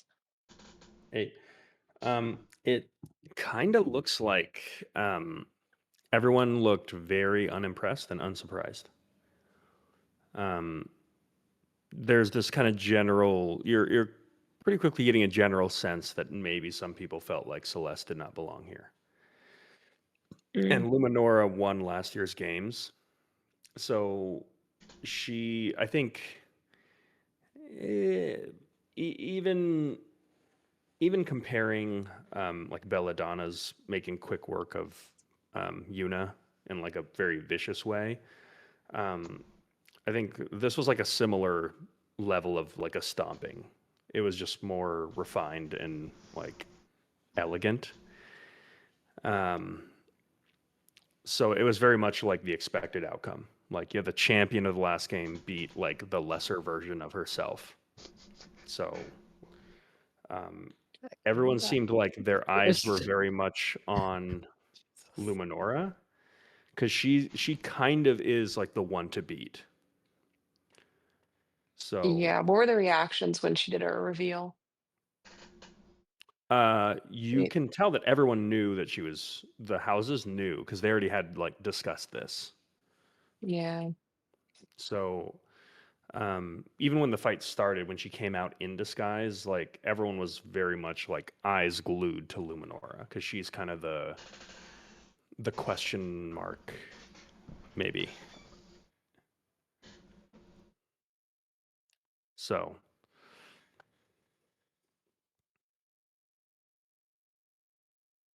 yeah.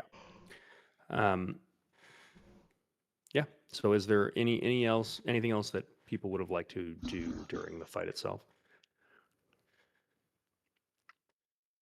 No, Okay. Not during. not me. During.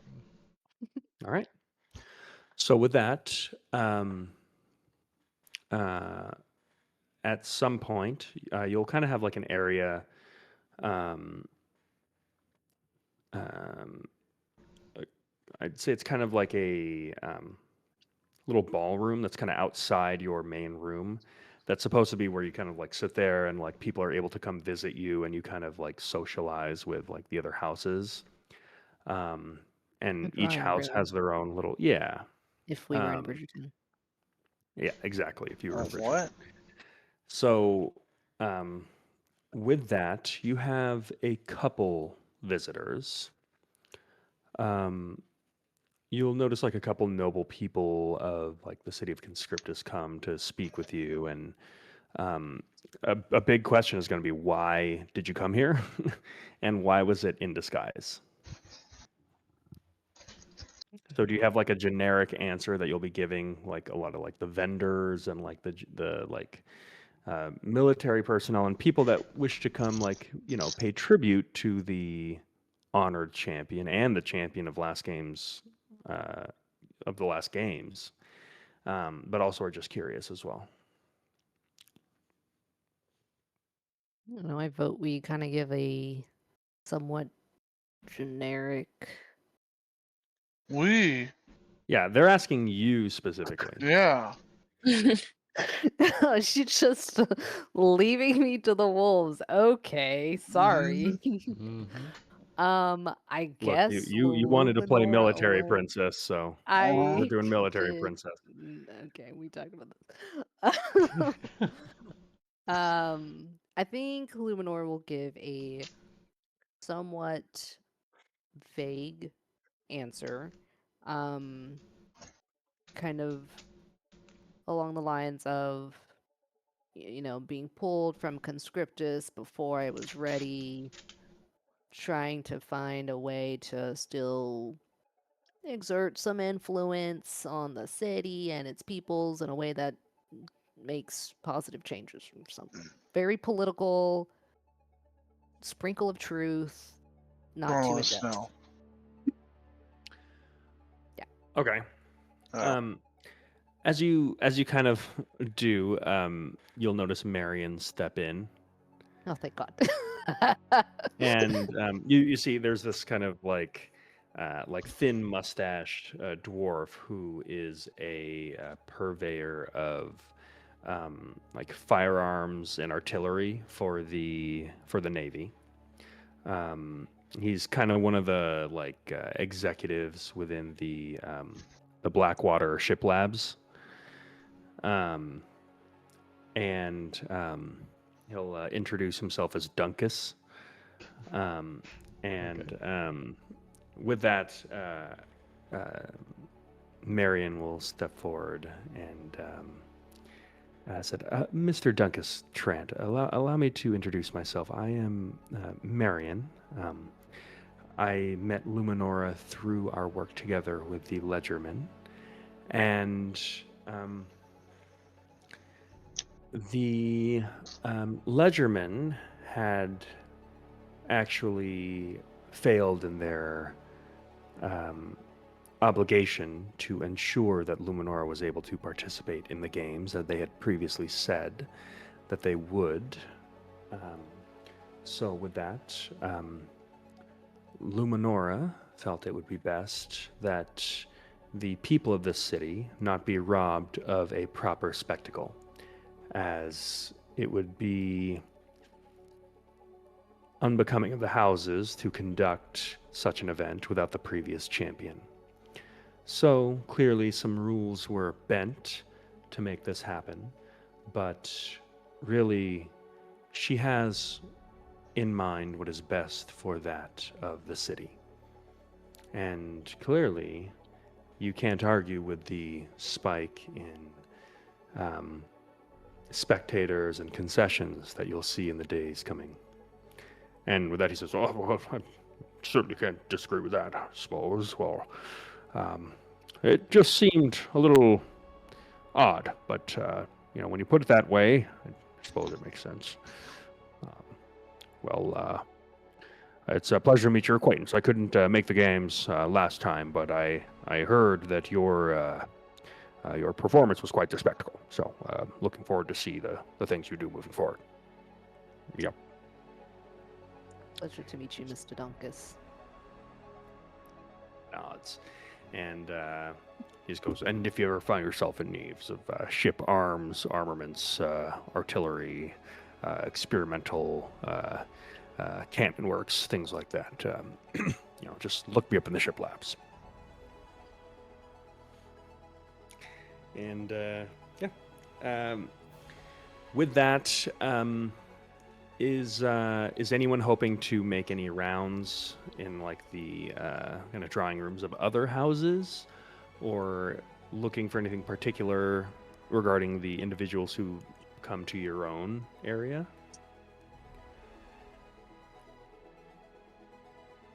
Other houses come to our area? Yeah.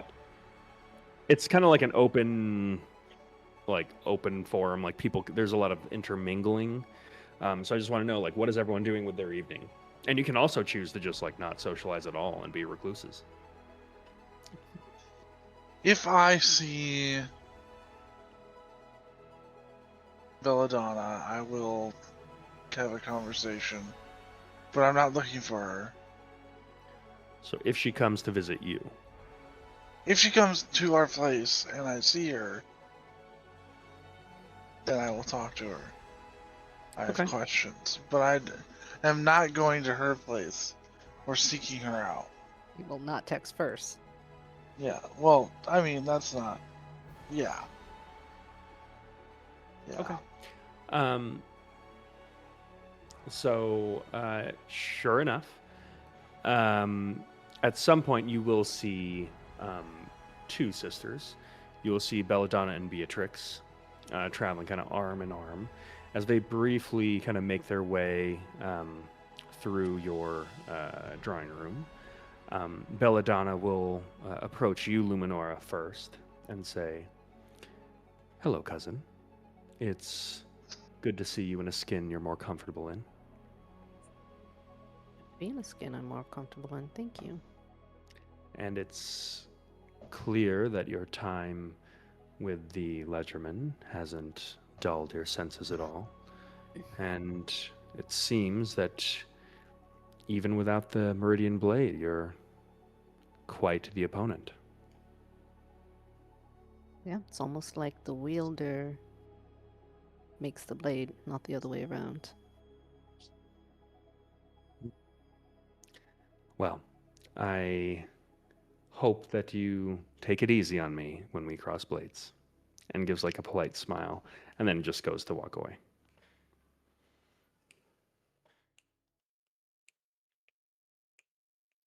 Beatrix just, Beatrix just looks you up and down, and then just has this look of just being a little unimpressed, and then she walks away. What's up with that? Beatrix? Oh, are you just standing right next to us this whole time?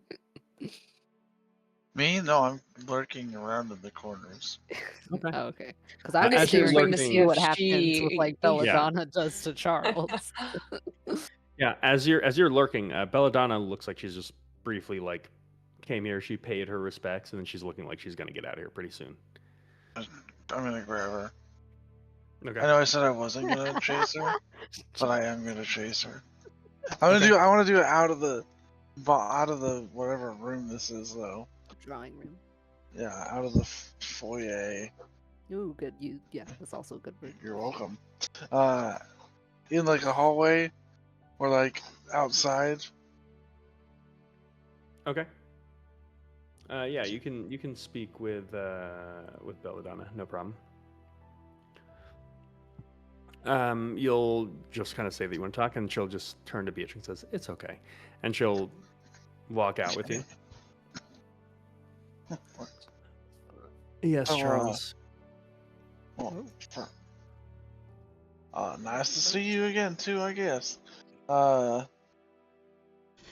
did pay a visit to Orcus.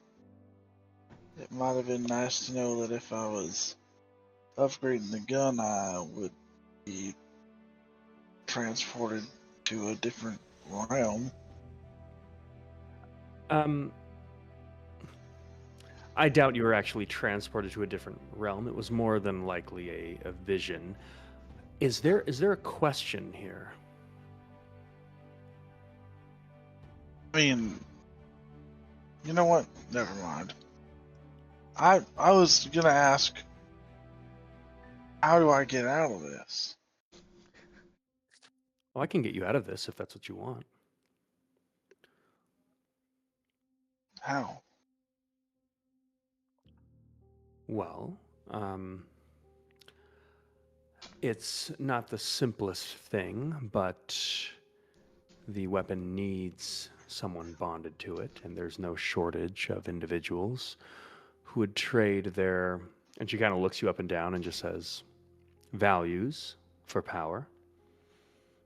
It would just be a matter of me selecting another candidate and you giving me something in return. Something such as. Well, I think Luminora backing out of the duels, I think that would do it. You think you can handle that? Can I ask another question first? Sure. How did you decide I was the one? You see a large smile kind of creep across her face, and then she like stifles it.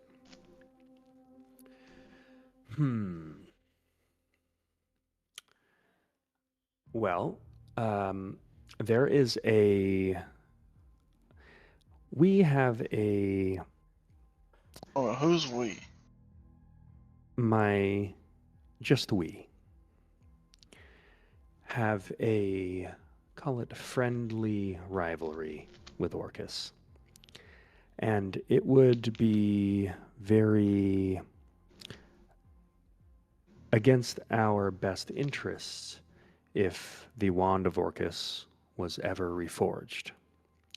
That being said, these weapons have quite a will of their own. So with that, we wanted to find someone that we felt had little potential of bringing such an event to fruition. You were chosen because, at a brief glance, I felt that there was a very high likelihood that in your hands this pact weapon would fester. So, I want to make something clear here, Charles. I hate to bring you this news, but I'm not here to see you and this weapon succeed. I'm here to see that you, and more specifically this weapon, doesn't.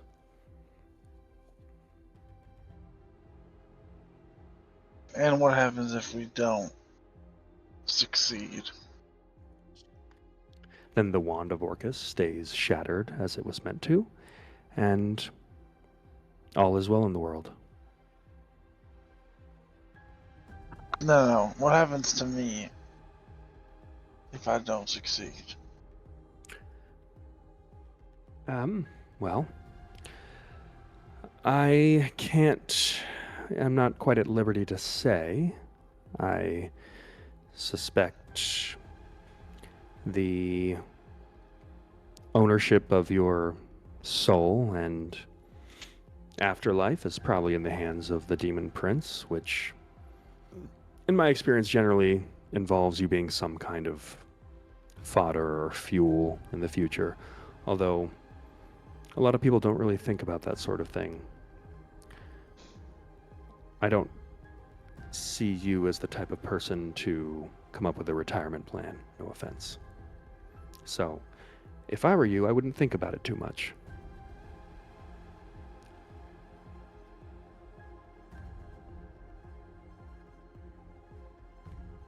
Alright, well, fuck you later. And then I'm just gonna leave. Good luck. And with that, Belladonna and Beatrix make their exit. As Charles was doing that, is there anything else that our group is doing? Did you say talk to you later or fuck you later? See you later. Okay. Yep. That was an invitation to have sex or just to tell her to fuck off. Yeah. Could go both. Kind of Both. does both. Yeah. Yeah. I don't want to close all the doors. We got options. I'll say Mazarin is going to be doing some light campaigning with House Lysandra and who's Volantis' champion? Isolda. Is he is still in the last three? Is she? I didn't see her name on the board. She was just listed as Volantis. Oh, okay. Um, Okay. So light campaigning. I'm not gonna. Okay, I see. I'm not gonna be too forward because there's still some rounds to be had before we get to the final match. But mhm. yeah, I'm just gonna be light politicking. Light politicking. Yeah. Okay. Let me see. Do you have a specific way that you are trying to go about this, or just like generally doing this? No particular way. Just Okay, go ahead and generally. give me. I'd say so. House Lysandra is kind of on board already, predicated on like you being like successful. Right. That's- But if you want to poke around Volantis, I can. Yeah. Yeah, Do I'll do you that want to go ahead and give then. me like an investigation check?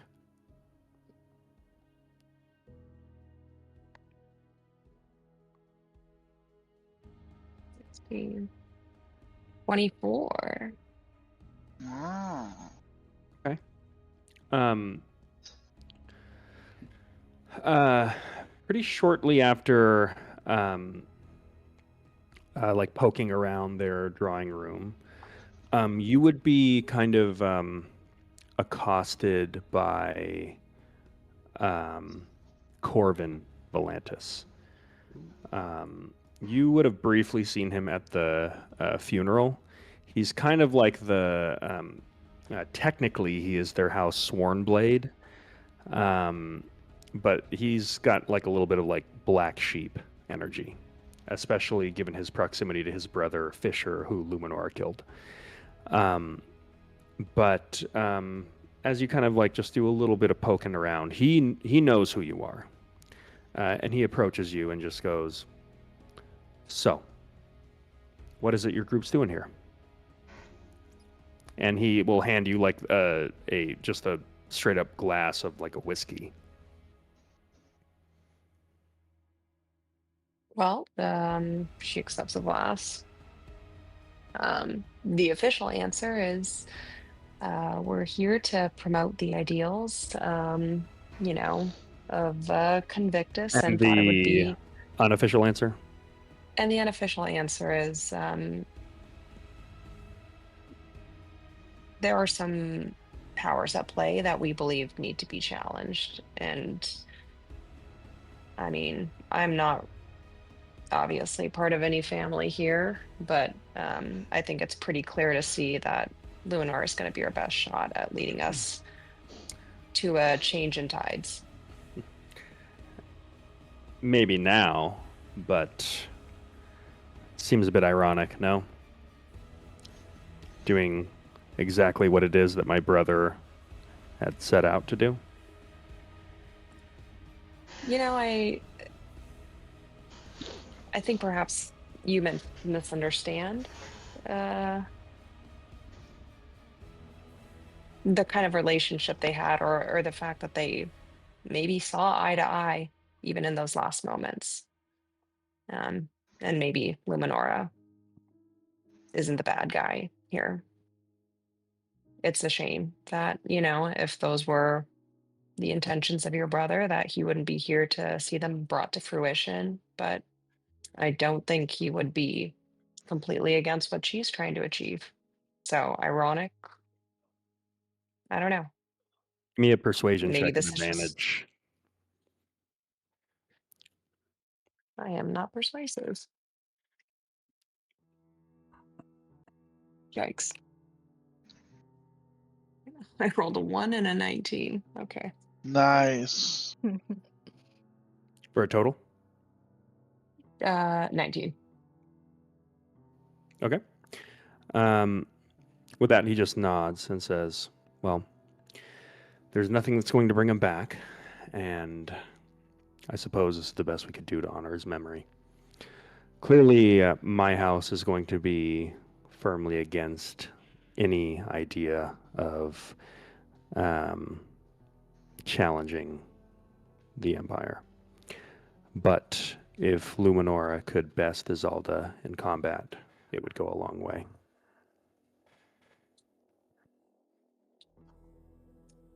It's a start. I agree. And we'll see how this all plays out. He says, I'll look for opportunities.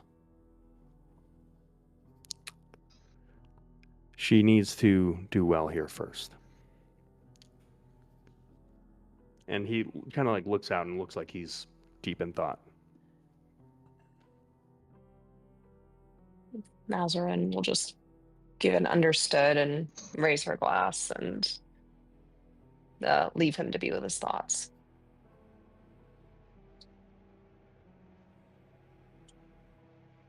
He'll just give you a nod. And yeah, as you leave this area, it seems like you feel that you maybe have an ally that's got like a tiny foot in the door in the House of Atlantis. Yeah, that went way better than I expected. Cool. Charles is I'm playing thinking. it cool. Is thinking at you. SOS. SOS. SOS. Then before she breaks away, Mazarin's just gonna politely nod and say, excuse me, and briskly walk towards the signal that Charles is sending. He's back in his room. Charles signal here. Yeah. Mazarin's not gonna knock. She's just gonna It's not open up. closed. Okay. Mazarin, what now? Well, do you know how to tell me to get rid of it? Yes. Okay. Well.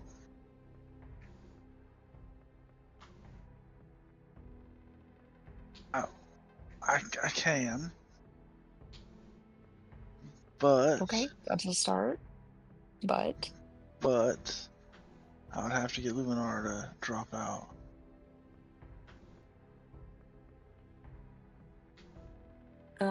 drop out of the tournament? Yeah. So who told you this? This is Belladonna. Belladonna. She's the one who made. She's the one with the contract. Yeah, Belladonna. Okay. Okay. Well, And she doesn't even want me to succeed in this because I just opened my mind at her. Okay. I don't. Well, first of all, I don't really trust anything Belladonna says.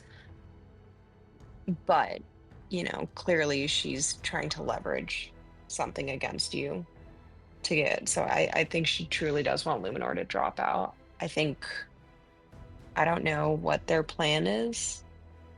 I think it's pretty clear that they're not allies of whatever we have in plan.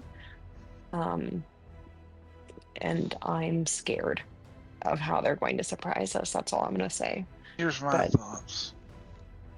What if we wait until this is over, and then I reapproach Belladonna to see if there's another way to get out? Doubtful. I mean, I'm sure. that it's- Otherwise, I die at some point, and my mortal soul is taken by.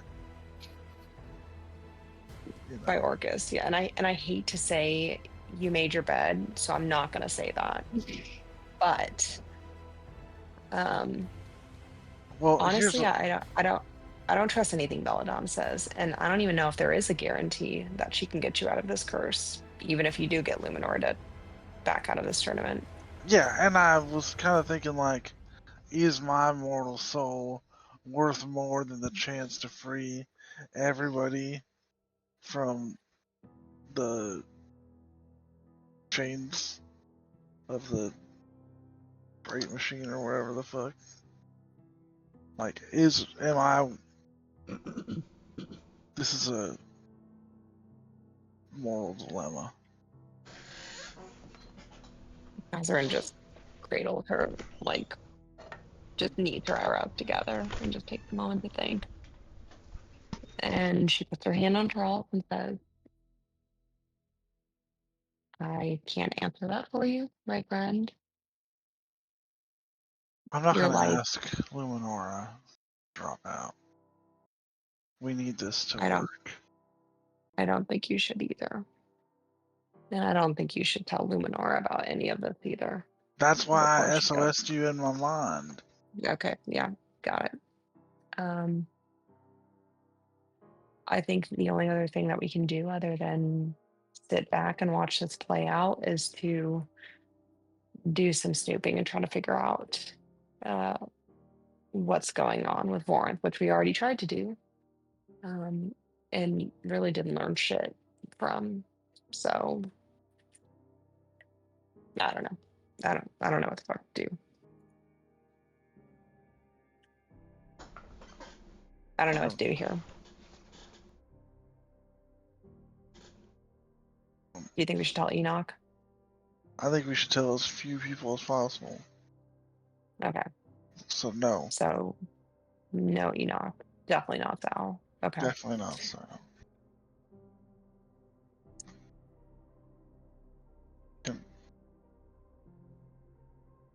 I'm sorry. I'm sorry for you. I know I've been giving you a hard time about this, Charles, but I'm sure it's not easy. So you have my deepest sympathies. I'll help you in whatever way I can. I mean, I can And give she you a just sort hug. of, yes. And she'll give Charles a hug. And she is tearful, although she's trying to hide it. Charles openly cries. Okay. She's now trying to console Charles. She's just rubbing his back. Okay. All right. We'll figure something out. If anyone can handle this, it's you. Well, I gotta do some reading. Okay. Do you want me to Charles. help you with that? I just want to be alone for a little bit. Okay.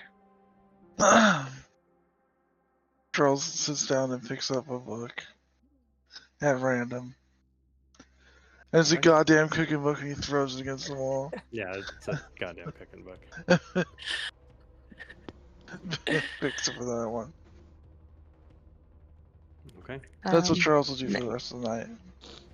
Okay. Yeah, Mazerin's gonna leave him to do that, and she's very troubled by the circumstances.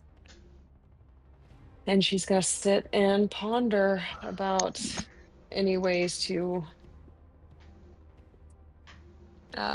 gain any insight into what this diabolical plan of Vorinth could be. Okay. Okay. So, Mazarin, as you ponder this, and Charles, as you go to retreat into looking into your research in the matters of Orcus, and as we look forward to the next series of duels to decide the champion of the War Games, I think this is a good stopping point, given it's a later session, and I'm getting pretty tired. Oh, Enoch, it looks like you had something. I'm not gonna. I don't think it was going to be a short thing, so we can Okay. save it for next time. Okay. So, yeah, sorry this was a bit of a shorter one, but we will pick up on this next time. It's late.